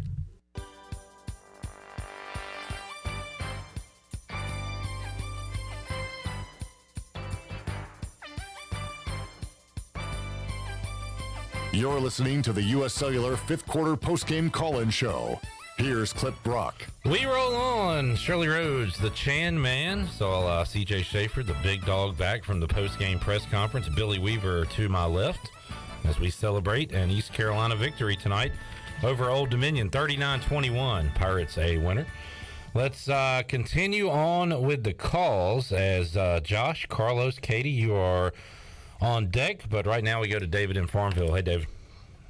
Hey guys, appreciate it. Hey, I agree, absolutely agree with you, Billy, about getting Keaton Mitchell outside all game long. All you see over and over again are inside runs, inside the tackles, inside the guards, up the middle. I honestly think Kirkpatrick has been bringing his Big Ten run playbook to the games and using it. We're not Wisconsin. We're not Michigan. You've got speed. Design some plays to get. There's no toss sweeps, no option play, no nothing to get him to the edge. It's just pound the middle. Now we got fortunate toward the end of the game when ODU kind of wore down a bit, and we were able to break some runs. But you've got the speed. Put him outside. Do something to get him out there. Do a screen pass to him. Line him up in the slot. I absolutely agree with you. The other thing was really the frustrating part about tonight, ODU's defensive line was significantly undersized compared to NC State's. Yet they manhandled most of the game ECU's offensive line. We had an extremely hard time handling them. A couple of times, Holton got pressured with a 3-man rush. I don't know if it was because of the quickness, but that was frustrating. And then the only last thing I'd say, I figured out why Owen Daffer, is a little nervous kicking field goals and extra points, and nobody's blocking for him. The 2 blocks that he had tonight, I think, they came right up the middle, almost untouched. They've got to get that fixed. But all in all, I love Winstead. I love his hands. Johnson's looking good. The kid from Georgia.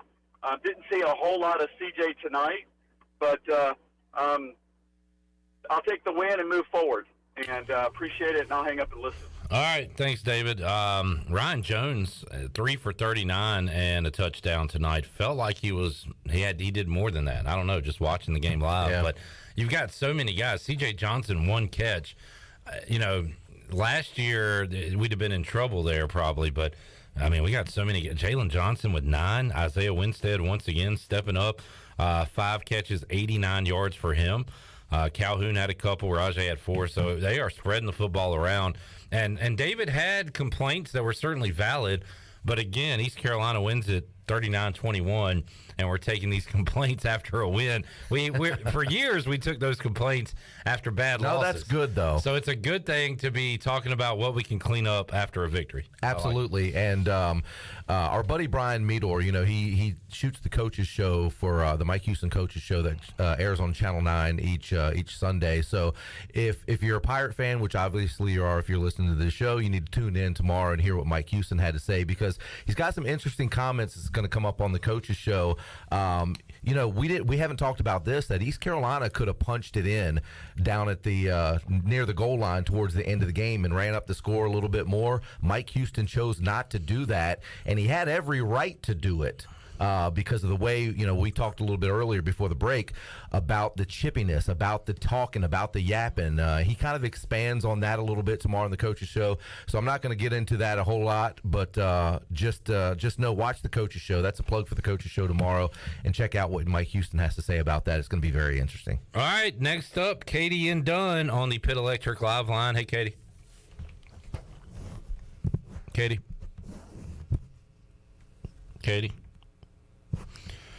We try. Carlos. That's 0 for 2 for Dunn. The city of Dunn is 0 for 2. Dunn is having a rough night. Dunn is done. 2 and done. Carlos is in Fountain. Hey, Carlos. Hi, how are you guys doing tonight? Good. Hope you are. Nice voice on you, Carlos. Yes. Well, I've been doing this. I've got gray hair. I've been doing this since '83. The wife now, she's a graduate. I'm not. But anyhow, I was so tickled to hear that Houston was concentrating on getting some offensive line depth, and it seems to have helped a little bit. They're 18 to 22-year-olds. They're not perfect. I look back when y'all were 18 to 22. But they're still our Pirates, and I've sat through some 2-9 and 3-8 seasons. But anyhow, that's where Houston's got us headed the right way. I think y'all know that. Sure seems that way, and we're seeing it on Saturdays now. Yeah, and we're not seeing the 3-9 seasons anymore, which is the best thing about that. All right, thank you. All right, thank you for tuning in. By the way, we saw a gentleman today in the UB parking lot who said what's up to Chandler and I. Said he loves the fifth quarter. Now, Chandler thinks it might have been our wrestler from last week. No doubt about it, dude. He had an awesome voice. He was talking about how I can't wait for the fifth quarter, but he was in that voice. I'm telling you. I can't wait for the fifth quarter. Yeah. So if that was you, and that was you that called in last week, we got to hear you, brother. Man. Even if you don't have a take, just call in so we can hear your wrestler voice. Yeah, please. Absolutely. So we're calling you out. All right, Josh is up next in Wilmington. Hey, Josh. Hey, guys. How you doing? Keep it moving. Just one thing I've kind of been thinking on for a while, and I'm surprised no one's even touched it, or at least if they have, I missed it. We had it, 4th and 1, and ran it shotgun, got caught, and turned over on downs. Why don't we have anything with Holton under center? I mean, we've been saying that for 3 years. I think Donnie answered this too. Like, why didn't they go under center last week? And it's not in their playbook. I don't know. They just don't. I guess because the middle is so clogged, and they think it gives you a better option. Donnie said, I'll just say what Donnie said Monday on the Brian Bailey Show. The running back, starts from the same spot anyway, and even if you're under center, the quarterback has to turn around, hand the ball to the running back. We all know that. We watch football. We know how it works. But for whatever reason, that's just not in their operations manual. Yeah, it's easy. Holton, he just falls. He's 6 foot. Yeah, I get it. I get it. We get that. Yeah, I know. I don't know. They just don't. They don't. I don't know. Yeah. Hey, and something else that hasn't been mentioned yet, too, if you remember, right after coming up short on that 4th down and Old Dominion gets the ball, kudos to the ECU defense for going 3 and out. They've been or good holding on that this year. That's right. And you know what? How much confidence does that give Mike Houston to go forward on 4th down when he knows he's got the defense behind him? I think that opens up just a whole new avenue. Yeah. And, so that's nice to have that, you have that defense. If we don't make it on 4th and 1, our defense can hold them to a 3 and out. We get the ball right back, which is exactly what happened. All right, Josh, anything else, man? I'll take that as a no.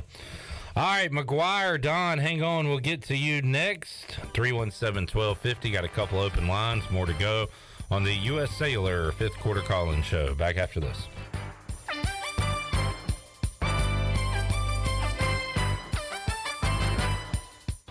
Country Mart has been locally owned and operated for over 40 years and is your premier country store serving the best cheese biscuits and country food around. Country Mart is open every day and has 2 locations in Bethel on Highway 11 and in Stokes on Highway 903. Both Country Mart locations are top-of-the-line fuel stations serving Shell gas, including 93 ethanol-free high-octane gas, which is the best for all you boat owners. Country Mart, fueling you up with great food in your engines with great gasoline. Go Pirates!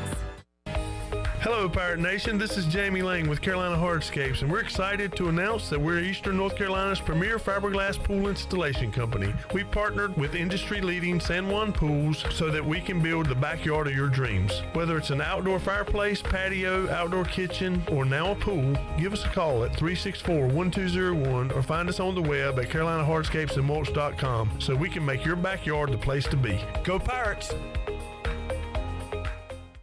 Take a hit from a 300-pound linebacker, and you better be wearing pads. Take a hit on the road, and you better have good auto coverage. When you've got North Carolina Farm Bureau Auto Insurance, you've got the best local agents ready to help you bounce back. If you don't, well, you'll probably play football without a helmet, too. In Pitt County, call Carlton Venters or C.J. Messerly at 252-756-3007. North Carolina Farm Bureau Mutual Insurance Company. Farm Bureau Insurance of North Carolina Incorporated. Southern Farm Bureau Life Insurance Company, Jackson, Mississippi. An independent licensee of the Blue Cross and Blue Shield Association.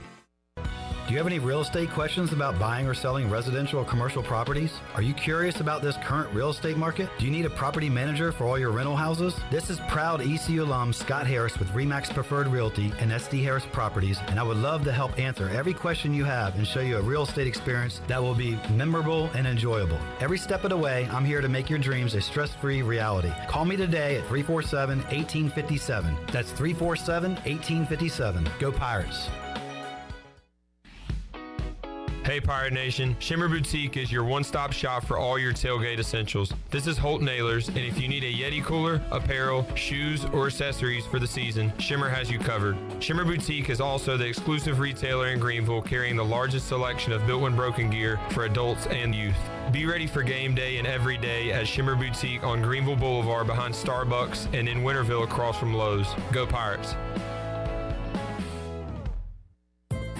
Hey Pirate Nation, this is Holt Nailers, and when it comes to getting your family together, there's no better place than Familia, which is Italian for family. Familia is the place I like to bring my football family, especially my offensive linemen. Whether it's great New York style pizzas, homemade meatballs, lasagna, chicken parmesan, or delicious homemade desserts, Familia is a winning play every time. For dine-in or takeout, make Familia your go-to play when you have a hungry team. Familia on Fire Tower Road near Pitt Community College. Go Pirates! Pirate Radio. We'll strap it on with anybody, anywhere. It doesn't matter. I know this. I want to win or lose with the group that we have in our locker room. The voice of the Pirate Nation.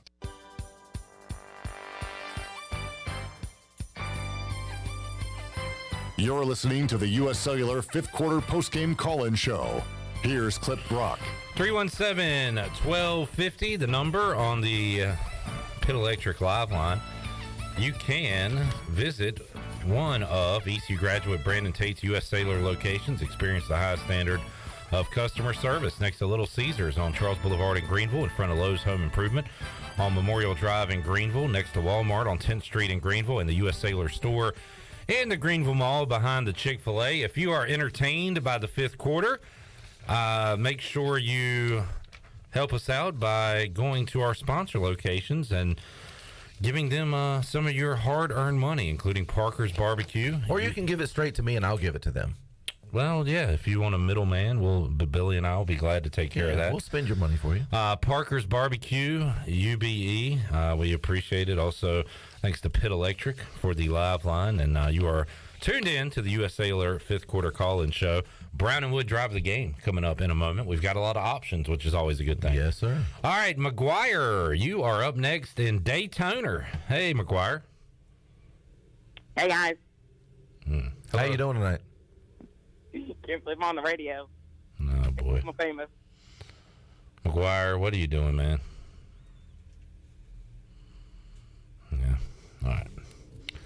Don is up next in Raleigh. Hello, Don. Don, are you there? Hey. Hey. So, I really don't have any complaints tonight, to be honest. I really started listening to y'all's show during the Scotty Montgomery area, so I kind of know that was almost just letting off steam during those shows. But No, that was just flat out brutal. You can say it. That was flat out brutal. Awful. Terrible. Terrible. Terrible, as Charles Barkley would say. not much bad to say. The only concern I really have is worrying about Holton's shoulder. I don't know how much that was covered. I tuned in kind of late, but kind of worry about, that kind of instability going on, and kind of almost wondered why they didn't pull him a little later in the fourth quarter when we were up 3 scores. But that's kind of the only concern I have going forward, and kind of in conference play. That's kind of the big picture, I'd say. But Don, that's a good point, too, and I kind of made an observation. I don't know if it was shown on the TV, but there was a play where he had pocket broke down a little bit. He didn't have a receiver. He ran, had a little bit of yardage, but he dove forward instead of doing a slide, which we talked about that last year, some of the slides that he had. But he dove forward, and at that moment when he came up, it seemed to me like he maybe have winced a little bit. Didn't seem to affect him the rest of the game, but I thought about that shoulder too as well. And so that's something we got to keep an eye on. Yeah. The more I'm an ER nurse, and we had to reduce a ton of those. And the more it happens, the more instability you have. So I hate for that to become an issue later in the season or something. I wonder next week what they'll do as far as that goes. But hopefully next week they've got such a huge lead in the fourth quarter that they'll take Holton out early, and hopefully he'll never have to see you while you're working. Yeah, right. Yeah, right. We don't mean that in a bad way. We mean that in all positive ways. Yeah. All right, Don. Yeah, defense looks good too. So yep. That's a new thing to talk about. But yeah, I could get used to it. I hope it sticks around, no doubt. Yeah, well, I love the show, guys. Thanks. Thank you, Don. Billy, I chuckled there when you said Holton winced, and that's because you were talking about him wincing kind of in pain, perhaps, but it almost sounds like a negative connotation for a quarterback, because our quarterback is Carson Wentz. And all I can think about is him. I was wondering why I was getting that, but that's funny. That's where my mind went, and I was like, when he fumbles tomorrow, then we can say he wins. I'll say, hey, Billy, Carson just wins. He just wins. Oh, God. All right, 317-1250. Isaac, you're up next in Greenville. Hey, Isaac. Hello. Hello. Good. Well, all I want to talk about is just like our schedule for right now, playing over half of our home games in September. I think after tonight's win, big crowd going to show up next week, hopefully, for Campbell. In-state, it's got to be. So as long as we can keep the crowd noise up, I think we can win any game at home for the rest of the season. But also with the way our defense is playing, we can definitely stop and keep anybody below 30 points for the rest of the season. That's the most definite. And that's pretty much it. Defense is strong, and everybody's been saying it, but special teams just need some work. That's obvious. We saw it tonight. But, yeah, that's pretty much it. All right, Isaac. Thanks for the call, man, and appreciate you tuning in. Campbell, by the way, this is the first time I'll admit to you I am looking at their football schedule. They are 1-1. They beat the Citadel 29-10. Got beat today by William and Mary 37-21. Take that. Who's after East Carolina on their schedule? I'm just curious. North Carolina Central.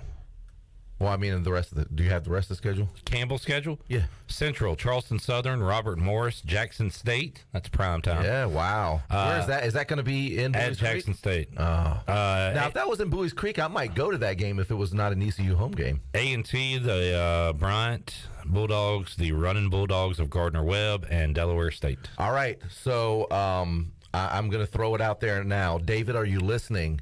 This week is going to be Campbell's Super Bowl. Oh, no. So if you've got that on your bingo card. When did Billy make that huge mistake saying that? Who was it, Chandler? You remember? It was last year, the first game. It was App State. I wanted to throw tomatoes at you. The very first game. And how about App State's App State, you know what? They kicked our ass. No, but App State has taken that to heart since then. Look what they've done since then. They knocked off Texas A&M today. That's right. And they went toe-to-toe with North Carolina and scored 130,000 points. Was that their Thanks Super to Bowl? Billy Weaver. That was their Super Bowl. They've been to more Super Bowls than Tom Brady. They won the Super Bowl today. Yeah. They're 1-3 in Super Bowls right now. No, two. That's right, 2-1. I'm sorry, 2-1 in their last 3 Super Bowls. Yeah. All right, Brian's up in Raleigh. Hey, Brian. Hey guys, thanks for taking my call. Appreciate it. So, a lot of stuff's been said already on the show today, but I think for me, one of the things that really seems to be changing is, and you can hear it in everybody's voice. Our fans think that we can win, right? The mentality around this entire program, I really feel like, last year we were kind of hoping, we think they can be good, but maybe they'll have a chance in this game. And I think people are looking at the schedule and going, there's no reason, right? There's no reason why they should be competitive and have a chance to win, any of the remaining games on their schedule. And that's an accomplishment to the guys who came in when the program was down, the coaches, and the work they've all put in to help turn this thing around. And the fans are starting to get behind it, and it's just great to see. It was not that long ago, right, where you're looking at the schedule and you're going, well, they don't have a shot at this one. Or they don't have a shot at this one. Or maybe this one's a toss-up. But, maybe they got a chance at, pulling out this game. And you really just didn't have a lot of hope going into some of these games against better teams that the Pirates were going to have much of a chance. And you just didn't want them to get embarrassed.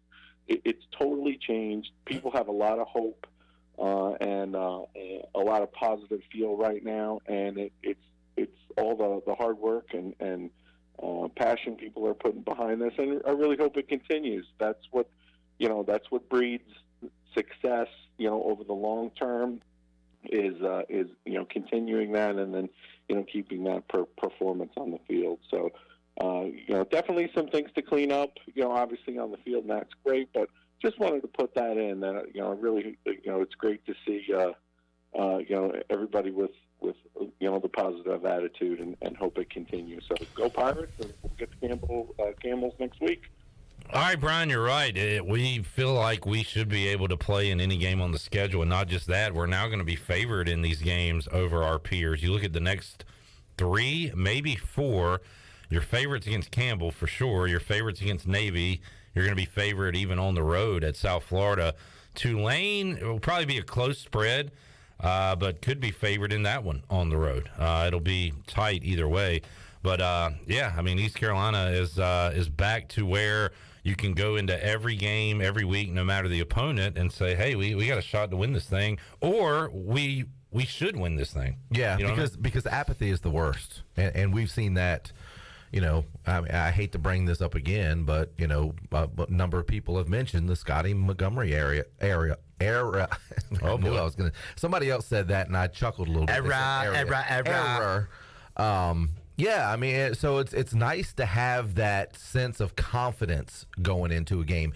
The thing is now you're seeing the confidence from the players, the coaching staff, the administration. Everybody's like, look, we're confident going in this game where we're going to win, and that's half the battle right there. Hey, Chandler, can I get you in here real quick? We've got currently 88 more viewers than we do likes on YouTube. Tell me that. 88 people. Don't tell me that. More people are watching than have liked the stream. Come on, folks. I'm going to just tell you this. Keyword is smash. Smash the like. Smash the like. Smash the sub. If you're on Smash YouTube, the subscribe. Smash the subscribe What button. are you folks. doing? Once again, we're not charging you. Once again, we're asking you to hit the thumb. Hit so the thumb. simple. Look, and don't get me wrong. We appreciate you tuning in. Somewhat, yeah. But do us a favor, folks. Smash the like. Smash the sub. Please. All right. Smash it, man. It's going up a little bit, but still, there's a lot of smashing that needs to be done. Oh, we're getting there. It went up 4 just like that. We've had 10. We've had 13 smashes. Now we're smash. going. Come on. Smash. Let's go. Let's clap it up. Clap it up. Late night. Let's go. Smash, baby. Smash the like. Smash. Oh, man, I feel like I'm on a telethon. 317. Whoever is up next on the line, you better have liked or subscribed. Well, I'm not going to tell Owen in Tampa to do anything because he is a wild card. Owen in Tampa, what's up, buddy? You're a smart man, Clipper. What's up, man? Not much, man. You doing okay? Yeah. Good to hear from you. Yeah, well, I was going to call in last week, but I was put on notice that Owens needed to go get their scholarships yanked, so I just stayed. Okay. But no, good win today. Obviously, we got little things we need to clean up that I'd like to see us clean up before conference play because that will bite us against the Cincy's and Houston's of the world. Weaver, are you watching TV? Pay attention. I'm listening. I can multitask. I doubt it.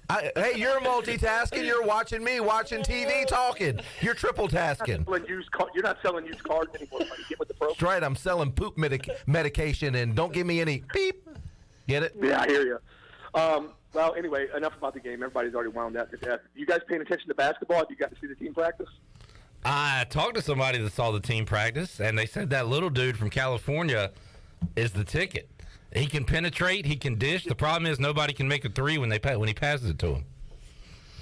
That's going to be an issue. Yeah. That's going to be a problem. I don't think walking through that door, is he? Yeah. Anyway, boys, if we lose to Campbell next week, I'm going to kill everyone. So you're not going to be alone. You're not alone in that boat. Well, if he kills everyone before we technically, I guess he would be alone in the boat. And we're not going to lose to Campbell. Come on. Hey, man, I was getting nervous tonight when it was only a one-possession game and the clock was ticking. I'm like... You know what? I was never nervous. I really wasn't. Never nervous purpose. No. It was 9-7, and then it was, 16-14. I was never nervous. I really wasn't. Did you need to get off the weed? I don't know. I don't know. Maybe I've been drinking the Kool-Aid. I just wasn't nervous. I'm with you, but it left. I was uneasy. I was like, man, we should be up by more right now. But I didn't think about losing the game. No, see, I agree with that. That I thought we should have been in a much better position. But I never thought we were in jeopardy of losing that game. Well, Billy hasn't been around when I've gone off after a bad loss. Oh no, I've heard. Those are legendary. Heard. Yeah. That was going to come out if we'd have dropped this game because I already had a little chappage in the ass from the play calling at the end of the first half there when we didn't even try. I know. So I saw you on Twitter. Yeah. Oh, dude, I was not happy about that. But anyway, boys, you guys have a good night, and it was good to talk to you. Hey, you too. Good to hear from you. Before you go, since you would definitely go on a rampage if East Carolina were to lose to Campbell, I'm going to ask what you think the spread is going to be early on. I mean, there's no spread out yet, but what do you think the spread's going to be? I'm not a sports gambler. I leave that to Clip, but it's got to be at least 21, maybe 24. What are you talking about, Campbell? Yeah. Yeah, I was thinking even more, maybe a 28 to 30. I thought 31. 20. I thought 21. Yeah, I don't bet on sports. I don't either, but I do like to. It'll be know well what the line north is. of 21. If today was 13, it's going to be 28 at least. Yeah, that's true. I mean, I've yelled about this, but all I care about is winning games. Yeah. As long as you win the game. Yeah, you say that now, and what happens if East Carolina wins by 1 and backs up out of there like Ruff used to say against Campbell? You're going to be the first one calling here yapping and complaining, aren't you? Oh, I used to give it to Russell. All right, Owen. That was Billy. I'll talk to you later. Later, bud. There's Owen in Tampa, legendary fifth quarter caller. I got to pull up. Maybe we'll pull up the best of Owen next week on Pirate Radio Live. He's had some amazing ones. Tom is up next in Raleigh. Hello, Tom.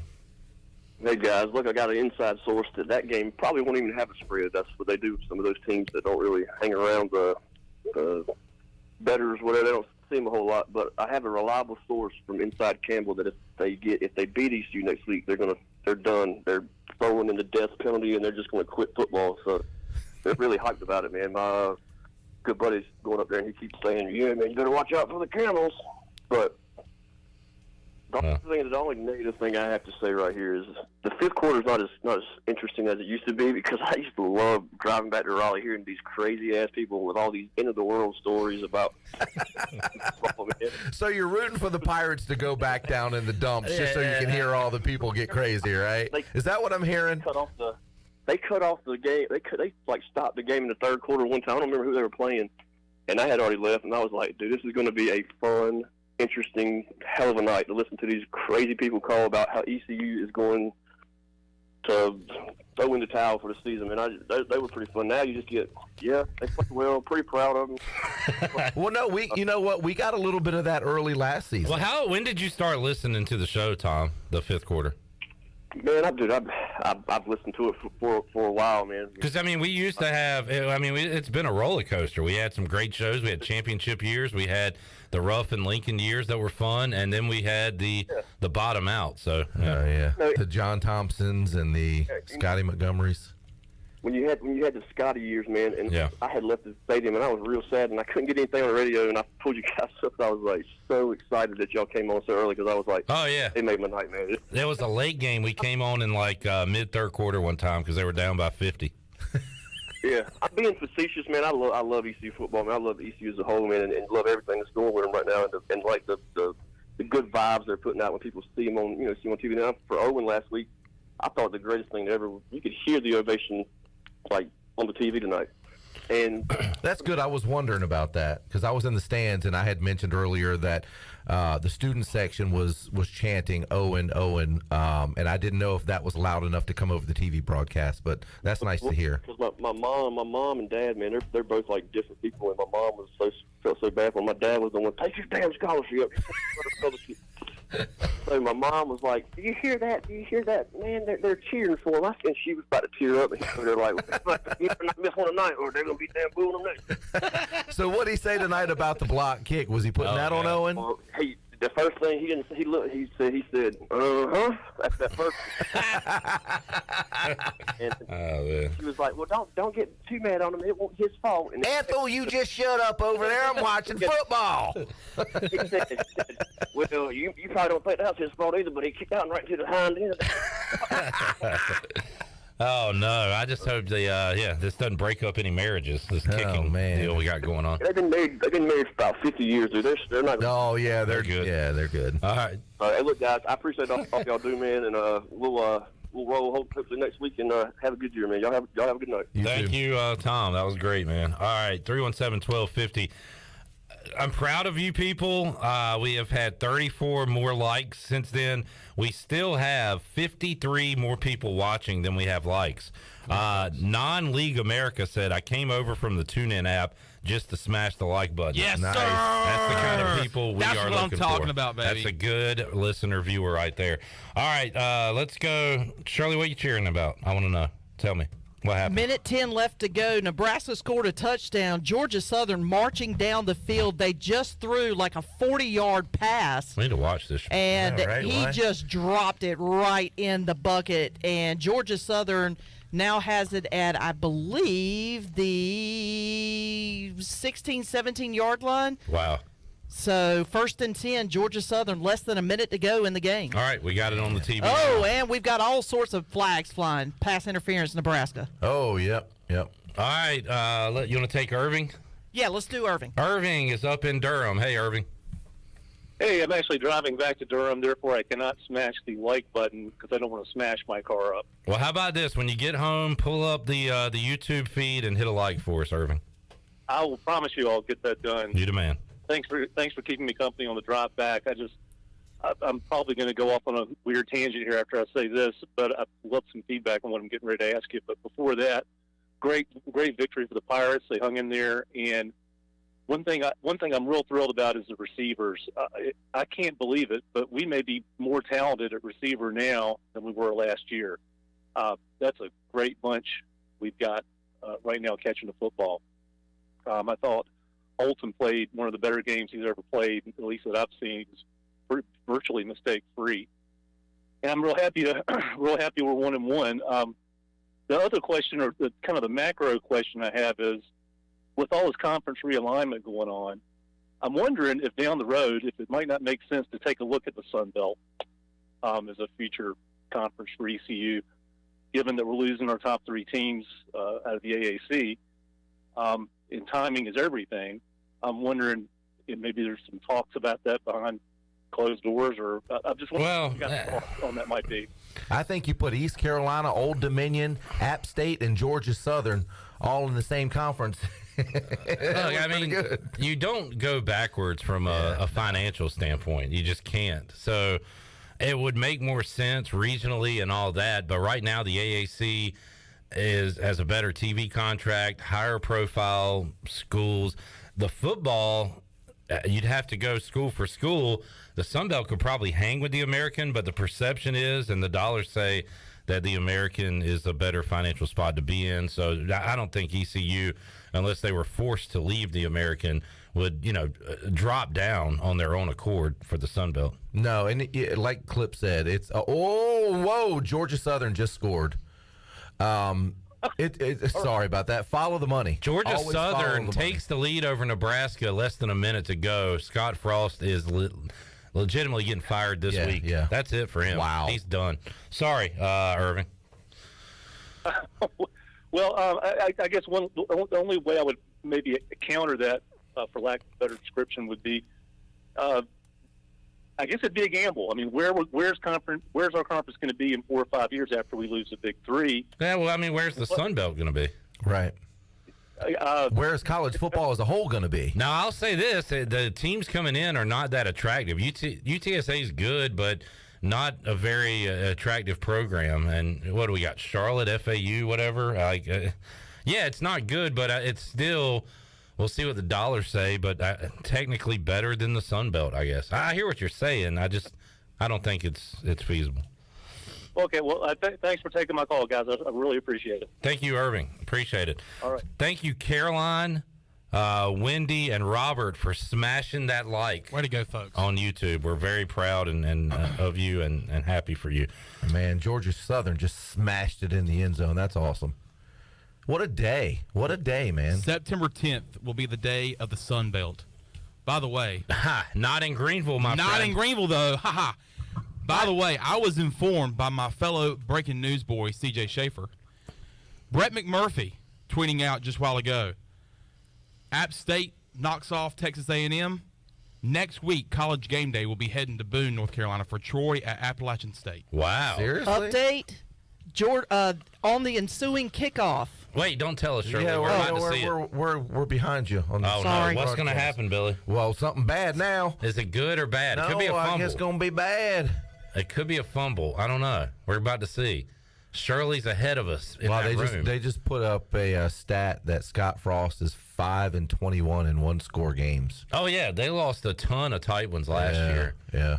Let's see. Here's something's going to happen here, Billy. Here's the kick. It's a long kick. Oh, no, he's not going to run it back. Please don't. 91 5, yards, 10, is he? 15, 20. Oh, no. Wow. His elbow was down, I believe. It looked like the elbow was down. Georgia Southern recovered. Still. 30 seconds left in the game. Yeah, they got a long ways to go. Yeah. Shirley, you want to... All right, take a break. Brandon, hang on, man. We're going to get to you when we return. We still got folks calling in, and we are going to serve you. And all we're asking from you is to smash the like, smash the subscribe, and tell us how awesome and handsome we are. We'll be back with you after these words.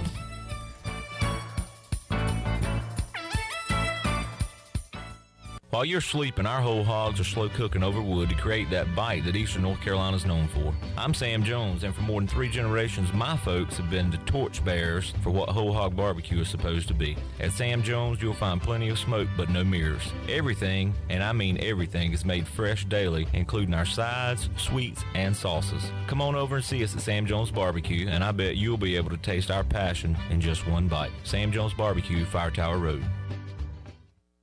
Love is never having to say you're sorry for your internet, because with MetroNet, you get fast, reliable, 100% fiber speeds you'll love with unlimited data, so you can stream, study, surf, and game on all your devices simultaneously. No lag times or buffering. MetroNet offers student deals. Get 100 megabit internet for just $39.95 a month.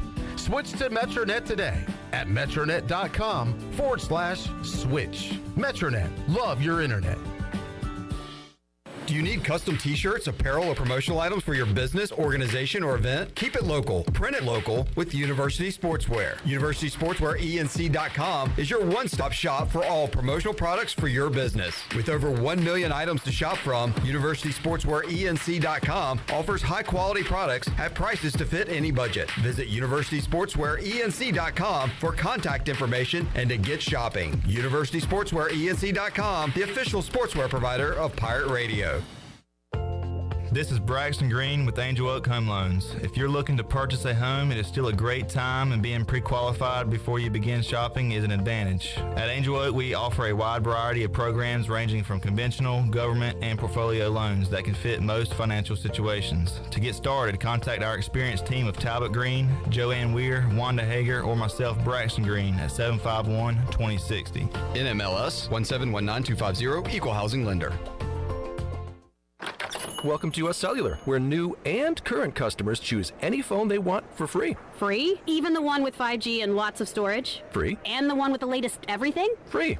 At US Cellular, any phone you see is free, whether you're a new or current customer. US Cellular, America's locally grown wireless. Terms apply. See uscellular.com for details. This is Brandon Tate, owner and operator of Atlantic Wireless, an authorized agent for US Cellular since 1997. Visit atlanticwireless.com to find the store near you. We go beyond the call. The Rick House is Eastern North Carolina's premier American-style restaurant and bourbon bar with daily specials. And here's the lineup. Mondays feature $7 margaritas and half-price appetizers. Tuesday is stuffed seafood night. Wednesday is date night. Thursday is roasted smoked lamb chop night. Fridays is prime rib night. And Saturday is Italian night and is also Fred and Wilma night with our 36-ounce bone-in tomahawk steak just like the Flintstones. And on Sunday, it's our legendary brunch from 10 to 2. The Rick House, American Provisions and Spirits, 710 Red Banks Road beside the bowling alley in Greenville. This is Ryan Jones, and you listen to Pirate Radio, the voice of the Pirate Nation.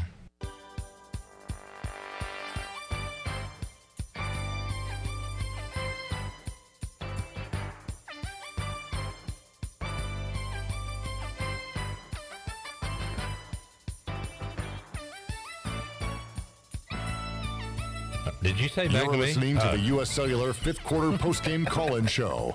Here's Clip Brock. There it is. Okay, I didn't know if I missed it. It's getting late. Clip Brock. Oh my goodness, Billy, we got 1 second left. Nebraska Another game coming down to the field goal kicker. 45-42, 52-yard attempt coming. Nebraska trying to send it down. We're going to ice the kicker. I'm out. Ice the kicker. So I tell you what, while we're doing that, let's take some calls because people want to talk to us late night tonight after a Pirate victory over Old Dominion on the U.S. Cellular fifth quarter call-in show. The likes are being smashed. I like that. And Kevin is up in Jacksonville. Hey, Kevin.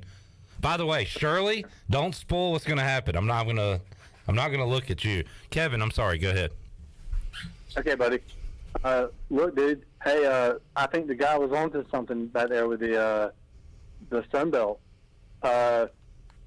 If ECU cannot come up with a big season and prove themselves and make it worthy for them to be in the Big 12 and play West Virginia, Cincinnati, UCF, those teams, then, you know, the Sun Belt's going to be the next best bet. I mean, the Sun Belt's better than the American, in your opinion? Yes, the travel. I mean, well, but we're talking about money and we're talking about exposure. Yeah, I mean that you will be, but just like every other conference, the Sun Belt will be able to renegotiate the contract. Yeah. Well, okay, if those numbers are equal or greater than the American, well, sure. I just don't know if that's going to be the case.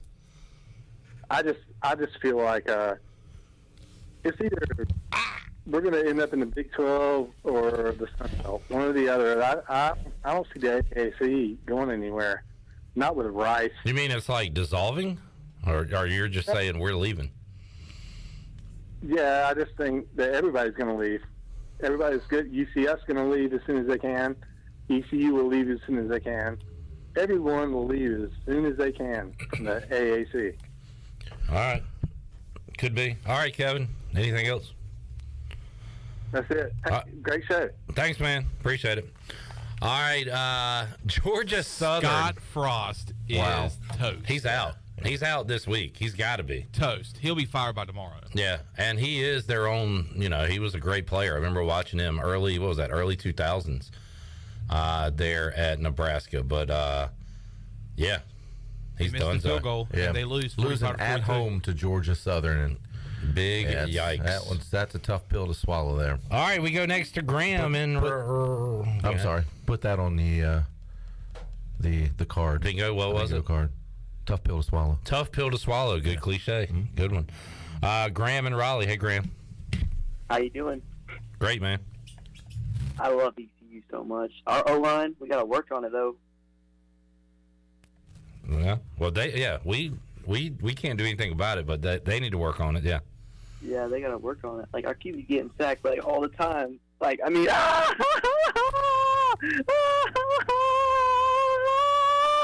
what is happening? Get Graham out of here. All right. Here's Graham in Raleigh, who has nothing better to do on a Saturday night. Let's go to Mark in Fayetteville. Hey, Mark. Hey, yes, Mark. Actually riding back from the game, had a great game, and love listening to you guys on the way home every week. But one thing that I've not heard anybody mention is for like in the game day experience, the Pirate Walk. And I know today it was raining and a little bit difficult, but that'd be something I'd like to hear. Like I always have to figure out, like usually it's 2.5 hours before the game, which I know is early. But man, the Pirate Walk is really cool, and it'd be nice to just have it promoted a little bit. Say, hey, this is when the team's expected. Yeah, Mark, did you go to the game last week? And I did. So they had kind of their normal big Pirate Walk, right? Well, they changed it. The best I can tell, they used to pull up. It was a little bit longer. They came in at a different over by Minji's. Now they come in at behind Scales. Okay. Well, I just asked because today I did see that they tweeted earlier in the day that they were going to do like an abbreviated kind of Pirate Walk deal because of the weather. So I might have missed it, but usually you don't hear much about it. And I just think, it would be something if it was promoted a little bit more. It's exciting. See the players. Coach Houston he was pumped up today. I actually, before the state game, got to give him a fist pump, and he's super. And anyway, just an idea. Yeah, promote the Pirate Walk a little better. All right, and I agree with that. I agree with that too. And I think there needs to be something like, even if it's kind of an air raid horn or something that goes off. They used to do that. That's what I thought. And I was going to ask you that. They might still do. I don't know. And maybe they do, and I'm just tailgating and I'm not really paying attention. But I think there needs to be some sort of siren, some sort of signal that, hey, okay, get in your spot. Yeah, in 15 minutes, when that siren goes off, that air raid siren, that in 15 minutes there's Pirate Walk, that gives everybody tailgating that wants to go over there and get time to get over there to see that, because there's so many schools that do something similar to that. I know Auburn does something like that. Ole Miss, they do one, and a lot of schools do that, and it's a really cool atmosphere. And I know the players really love it when everybody shows up. Yeah, Mark, that's a good idea. Something we'll pass along, and make sure you hit up the folks at ECU and make your voice heard. So, good call. Hey, thank you, and hey, we appreciate you guys. You make it so much fun. Thank you. Thank you, Mark. Right, thank you, Mark. Right. Good man. All right, 317-1250. You want to go to Brandon in Charlotte? No? Yes? Brandon in Charlotte is up. Hey, Brandon. Hi, how's it going? Great, man. How are you? I'm doing good. So I've been watching football all day. Some of these scores are crazy. Like this Hawaii game, 3-42, crazy. There's been some wild scores. I know Michigan was, I believe, a 51-point favorite in that game against Hawaii. Man, that's crazy. Well, if you remember early on, I was watching the game out at the tailgate area. Number 1 Alabama almost lost at Texas. I mean, that would have rounded out a crazy day as well. Speaking of blowout, and you mentioned Marshall beating Notre Dame. Yeah, beating Notre Dame today, and then you got Georgia Southern winning. You got App State winning. I mean, there's been some craziness going on today. And Utah rolled up 73 in their game against Southern Utah. Wow. So, yeah, wild scores today. Yeah, I'm just thinking, like, in the future, like, about the championships, like, it's going to be crazy this year. I already know. It's going to be crazy. All right. Brandon, anything else? Yeah. So how do you feel about last week's game at ECU when the kicker missed the field goal? How do I feel about last week's game? We did a 3-hour show on last week's game, Brandon. Oh, I'll check that out. Hey, smash that dang on like button when you check it out. We didn't feel great about it. Spoiler alert. We feel better about this one. Oh yeah, definitely. This game is a lot better. Yeah, I wish I knew what Rick Smith thought about that game last week. Played last week's game. That was kind of disappointing because I'm an ECU fan. I'm an ECU fan. Yeah. Oh, wow, we don't get many of those callers. Yeah. Yeah, we don't get many ECU fans. What have you been doing tonight, Brandon? Glad to hear from you. What have you been up to? I want to know what your night's been like. I've been hanging out with friends and doing a bunch of stuff. Doing a bunch of stuff. What kind of stuff? What kind of stuff? Yeah. Dude. We're not cops, man. We're just asking. Like. Hey, I'm a drug dealer. Hold on. I'm a dang on drug dealer. What have you been doing?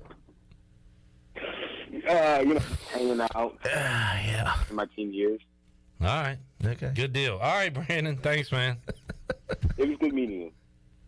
Good meeting you. Have a good night. All right. Yeah, you too. That was very strange, but polite young man. And entertaining. Very nice. Yes. Crazy scores, man. It is crazy. Let's take a break. Mike, Jake, Luke, you are up next. What do you got, Chandler? Wild scores, man. Hey, man. Did y'all see those scores? Guys, crazy. Hit the like and smash the sub. Dude, I saw a score today. It was like 41-13. That was crazy. That game last week, man. What'd you think of the game last week? What'd you think about that Cincinnati game last year? Man, it was crazy. That score was crazy. All right, there was Brandon. The hurricane warning. The red flag is up. Stand by. Hey, Shirley, why don't you take one of these and chill out? Shirley, you just need to chill. How about one of these brownies? Oh, because if something happens the way I think it's going to happen. Hey, Shirley, the phone's ringing. Trust me. It's about to get real ugly up in here. I'm going to take a couple of gummies, and I'll be back with you after this on the fifth quarter. It's crazy.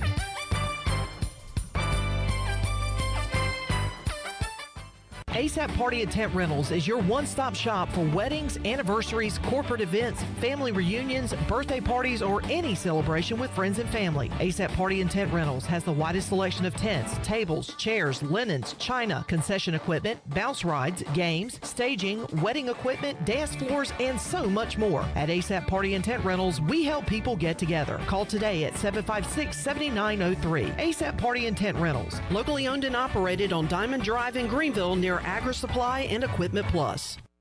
North Carolina State Parks is proud to announce that they have partnered with the Hometown Strong program. Our visitor centers are now equipped with public Wi-Fi to help kids with school. Remote learning has become a critical public health measure in maintaining social distance and continuing to educate our young people. Take advantage of Wi-Fi and a hike at Goose Creek State Park or a day trip to the beach and access remote learning at Fort Megan State Park. For more information, visit hometownstrong.nc.gov. This is John Gavigan with the Gavigan Agency. Our top priority is doing what is best for our members. Whether you are buying a new vehicle, a new home, protecting your family with life insurance, or filing a claim, our agency will be there every step of the way. Our goal is to become a trusted advisor for you and your family for all of your personal and commercial insurance needs. Give us a call in Greenville at 756-1400 for a car, home, business, or life insurance quote today, and give us the opportunity to show you the benefits of doing business with someone who cares. Hi, I'm Annalie Newhoff. And I'm Rob Campbell. And we are with CopyPro. We have been locally owned and operated here in Eastern North Carolina for almost 50 years. CopyPro is the leader in office technology. Does your business struggle with keeping printing costs low or producing professional documents? Here at CopyPro, total customer satisfaction is our #1 priority. We have a variety of solutions to help reduce your printing expenses and make your business more productive. Call us today at 1-800-682-6558 or online at copypro.net. CopyPro, we are the professional office systems people. The convenience of Pitt Greenville Airport is waiting just outside your front door. Service is back, so you're connected to destinations worldwide through flights from American Airlines. Plan your next trip. Book your flights today at flypgv.com or aa.com. Avoid the long check-in lines and congestion at the big airports and fly local at PGV. Fast, convenient, and close to home, PGV has American airline flights perfect for your next trip. Book today at aa.com. PGV, where the pirates fly. Winslow's is now Fifth Street Hardware Restaurant and Tap Room. With a brand new look, Fifth Street Hardware also has a new menu and serving lunch and dinner every Tuesday through Sunday and brunch starting at 10:30 on Sundays. What else is new? Well, they have poker every Tuesday night, Trivia Wednesday with DJ Captain Morgan, and on Friday and Saturday nights, they have live music open till 2 a.m. serving light appetizers all night long. New look, new name, same location on Fifth Street. Follow them on Facebook and Instagram for more specials. Fifth Street Hardware Restaurant and Tap Room. This is Mike Houston, head football coach at East Carolina University, and you're listening to Pirate Radio, the voice of the Pirate Nation.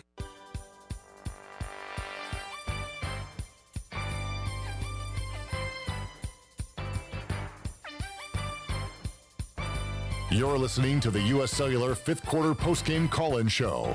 Here's Clip Brock. All righty, 317-1250, late into the night here on the U.S. Cellular 5th Quarter Call-In Show. We go back. Oh, my goodness, lines are locked and loaded. On the Pitt Electric Live line, John, Luke, Jake, hang on. We go to Mike in Winterville. Hey, Mike. Hey, guys. It's 3-0 BYU over Baylor currently, late in the second quarter, if you're wondering. Yep, we got it on the red zone right now. Nice. Hey, how about them Pirates, man? We've done well. Leadership is everything. Doing a hell of a job with coaching, and you see that difference between what we used to have and what we have now. Mike Houston called a shot when he got here. Like we believed in him, but he said, "Give me some time, and we're gonna get this thing going." And sure enough, he's not a liar, Mike. Nice to have hope. A couple earlier said, "Get that fan base back into it and see what this place will be." And we got to go in the right direction. Thank you, guys. Go Pirates. All right. Thanks, Mike. Hey, and something else we haven't really touched on tonight, no turnovers by the Pirates. Not a nary one? I don't remember one. Do you remember one? I don't remember one. I don't remember a turnover. I think 0 turnovers, if I'm not mistaken. All right. I'll have to look it up on the turnover on down count? No. We're not. We know the fourth down that they didn't get. Well, I personally count those as turnovers. I know coaches usually count those as turnovers, but in the stats. But when we're talking about turnovers, we're talking about fumbles or interceptions. No picks, no fumbles lost. We forced 3. Yeah. Well done. Jake is up in Willsboro. Hey, Jake. Hey, how you doing? All right. I love our special teams. Like, it makes me want to go psycho and rape somebody. Oh, Lord. Like, I love doing it. Turn Jake off. What do we... Yeah, dude, it's 11:30 All right, on Saturday. That's enough. Do you not have a life? Get a life. Get a friend. That's enough. Did he just say... Yeah. No, that's and that's ridiculous. Get a life. That is absolutely it's idiotic. Late. I'm ready to go home, and you're wasting our time. Good God. And you're like, we have the FBI on the way to your house right now. Luke's up in Georgia. Hey, Luke. Luke. Luke's gone. Luke. John is up in Greenville next. Hey, John. Hey, how's it going? Nah. Hopefully you're going to make it a little bit better now after that last caller. Don't screw this up, John. Yeah. Don't worry. We will send Shirley to your house. We've got your address. We've got you pulled up on Google Maps right now. Well, I'm not far, so you can probably make that walk work. All right, John, what you got, man?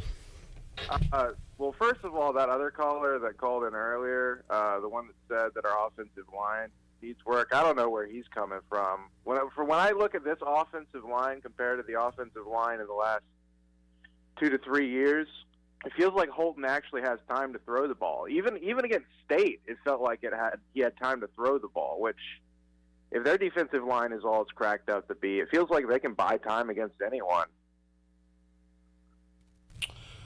Yeah, it's kind of a matter of perspective. Like, I mean, if you look at lines in the past, then yes, this one is certainly far ahead of where we've been.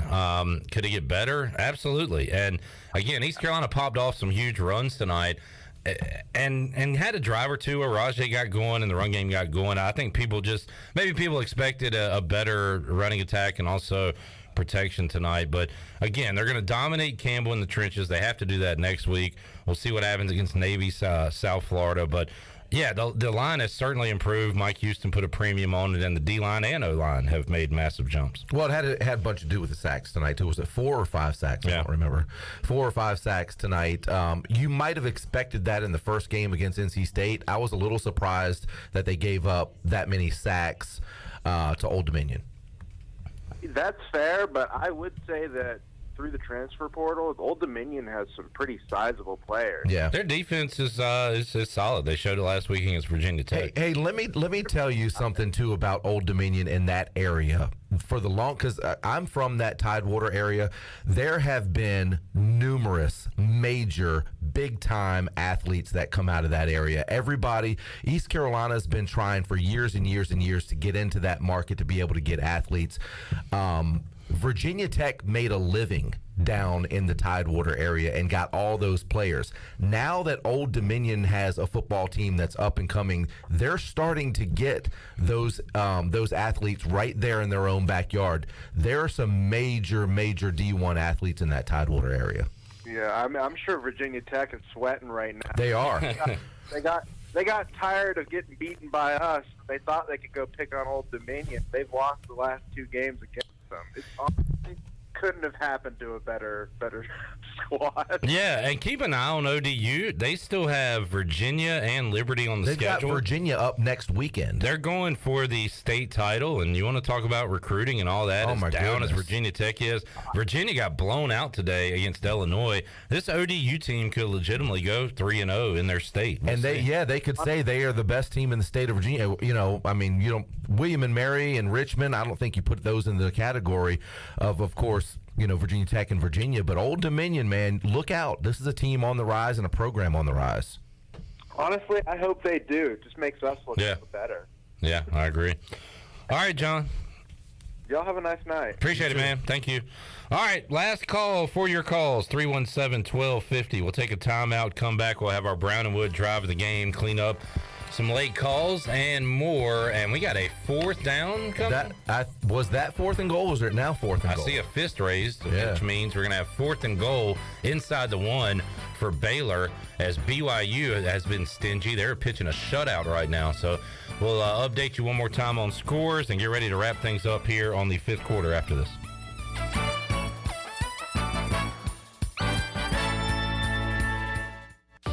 Hey Pirates, this is Holton Ahlers. A big part of my success on the field is what I eat at home. To keep my body filled up, I order meals off a Clean Eats meal plan. I choose the meals I want from 6 different meals offered each week, and I pick them up on Sunday or Monday at the cafe on Red Banks Road. Each meal is packed with the perfect mix of healthy proteins, carbs, and veggies to keep my engine running at full speed. Go to cleaneats.com, click on meal plans, or stop by the cafe and get all the info. Clean Eats and the Pirates, a winning combination.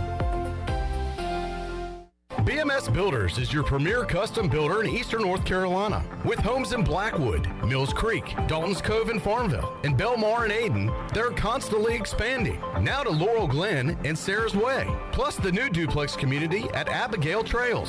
BMS Builders can build the home of your dreams. Just ask Dr. Dennis Ross in Greenville or ECU football coach Mike Houston. They built their homes, and they can build yours as well. Call 916-1578 for BMS Builders.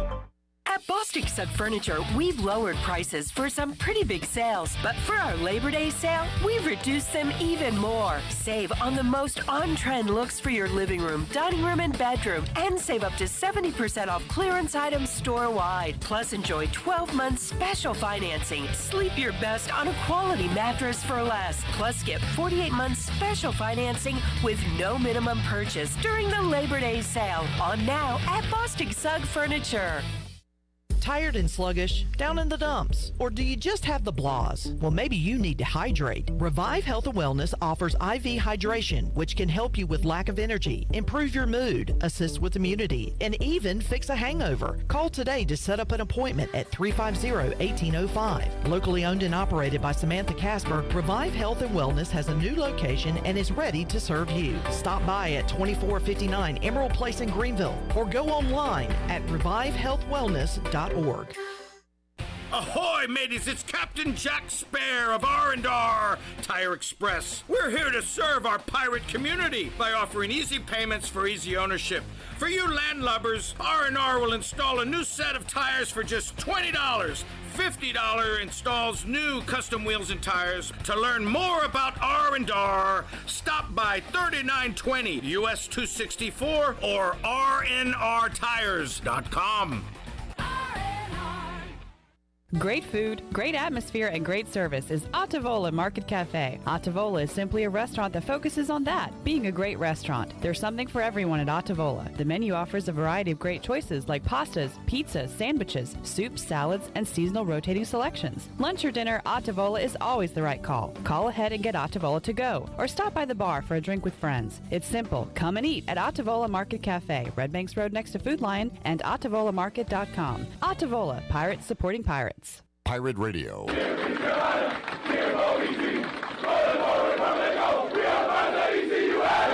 voice of the Pirate Nation. You're listening to the U.S. Cellular fifth quarter postgame call-in show. Here's Clip Brock. All right, Baylor breaks through, scores the first touchdown of the game in Provo. BYU's got it, now trying to drive before halftime. It is Baylor 6, BYU 3. The Pirates will see these talented Cougars later on this season in Provo, Utah. All right, 317-1250, last call for your calls. David is up in Greenville. Hey, David. Hey, guys. Hey, another great fifth quarter, minus the caller just a few minutes ago. Completely uncalled for. Absolutely. What you got for us? I'm so glad my son talked me into coming to the game today. Driving in from Greensboro again, we've got season tickets. Love every moment. And despite the rain, drizzle, what a game to watch. Two questions though.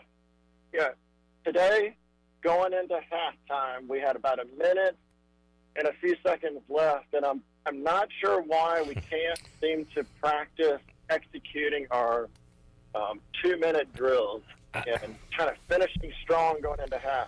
Yeah, well, look, I think if they had the ball last week, I just don't understand that. I think if they had the ball at the 30 rather than, where did they have it? Like the 15? It was like inside the 20. Inside the 20-yard line. Look, the Mike Houston has shown who he is in these situations. He's pretty conservative in these spots. And because the last thing he wants is for anybody to make a mistake. You throw it out in the flats, or a fumble and a pick six, or a scoop and score at the end, and then all of a sudden the visiting team has all the momentum. So it is conservative, and that could be looked at as playing scared. But Mike Houston, I know people are frustrated with it. His thought is, we are in control of this game. We're going to win this game. We just don't need anything disastrous to happen here, and we're going to win the game like they ended up doing. Right. I think that's his reasoning. And you put the outcome of the game, for the most part, in the hands of your defense, which has been playing outstanding. Yes, that they have. But flip side, you could build on that momentum and go into half that much further up. And to be quite honest, Holton Ahlers still looks like he's trying to slow the game down and get a better feel for it. And we don't exactly have a great time management at the end of games or when we need to act quickly and score. So I'd love to see some work there. And the second, kind of question or comment is, and I'll let you guys talk about this, is, where do we think we'll be at the end of the season with the chances of Coach Houston staying on for another year? Do you think he's going to get picked? Yeah, I mean, it kind of depends on how many games does East Carolina win. If they hit the 9 mark, I get a tad nervous. Yeah. It also depends on what's open and, like Mike Houston, does he have a desire to coach Nebraska? I don't know. Would he rather stay on the East and the South? Everywhere he's been so far has been in a little South Carolina, North Carolina, Virginia area. Right. So, I don't know. If the Pirates get to 9 wins this year, though, there's going to be people obviously looking at what ECU's doing and looking at what Mike Houston's doing. So it's one of those things, man, that we have to – that is reality here. Yeah, and that's the thing is we talked about this. It's funny because we talked about this during the lean years that we wished we had a coach that people wanted to steal away from us. Yeah. Remember, we talked about that. Right. And now you're getting into that conversation. Okay, now what if? What if this program continues to rise back to prominence where it used to be? What if, we see a 9 or a 10-win season? What if somebody comes calling for Mike Houston? Those are all good things to think about. So that's the way I look at it and enjoy what you have now and just kind of worry about that when it comes knocking at the door. All right, David, thanks, man.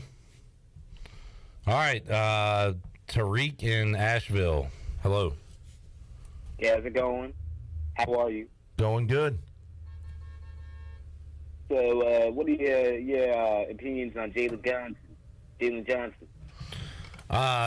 Awesome tonight. He and Isaiah had a couple drops early last week, but they both bounced back strong. And for Jalen to go, 9 tonight? Let's see. Let me look at it one more time on the UB stat sheet. 9 for 93 and became a go-to target. And maybe that's one of those things. I wasn't paying attention close enough, but where they maybe focused in on CJ and Ryan in the middle or Isaiah on the outside, and Jalen Johnson was getting those one-on-one matchups, taking advantage of it.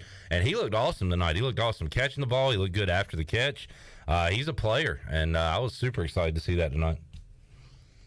Yeah, I agree. I mean, I love Jalen Johnson. He's my nigga, so, like. Jeez Come on, Louise, people. man. Learn how we gotta go. We gotta go.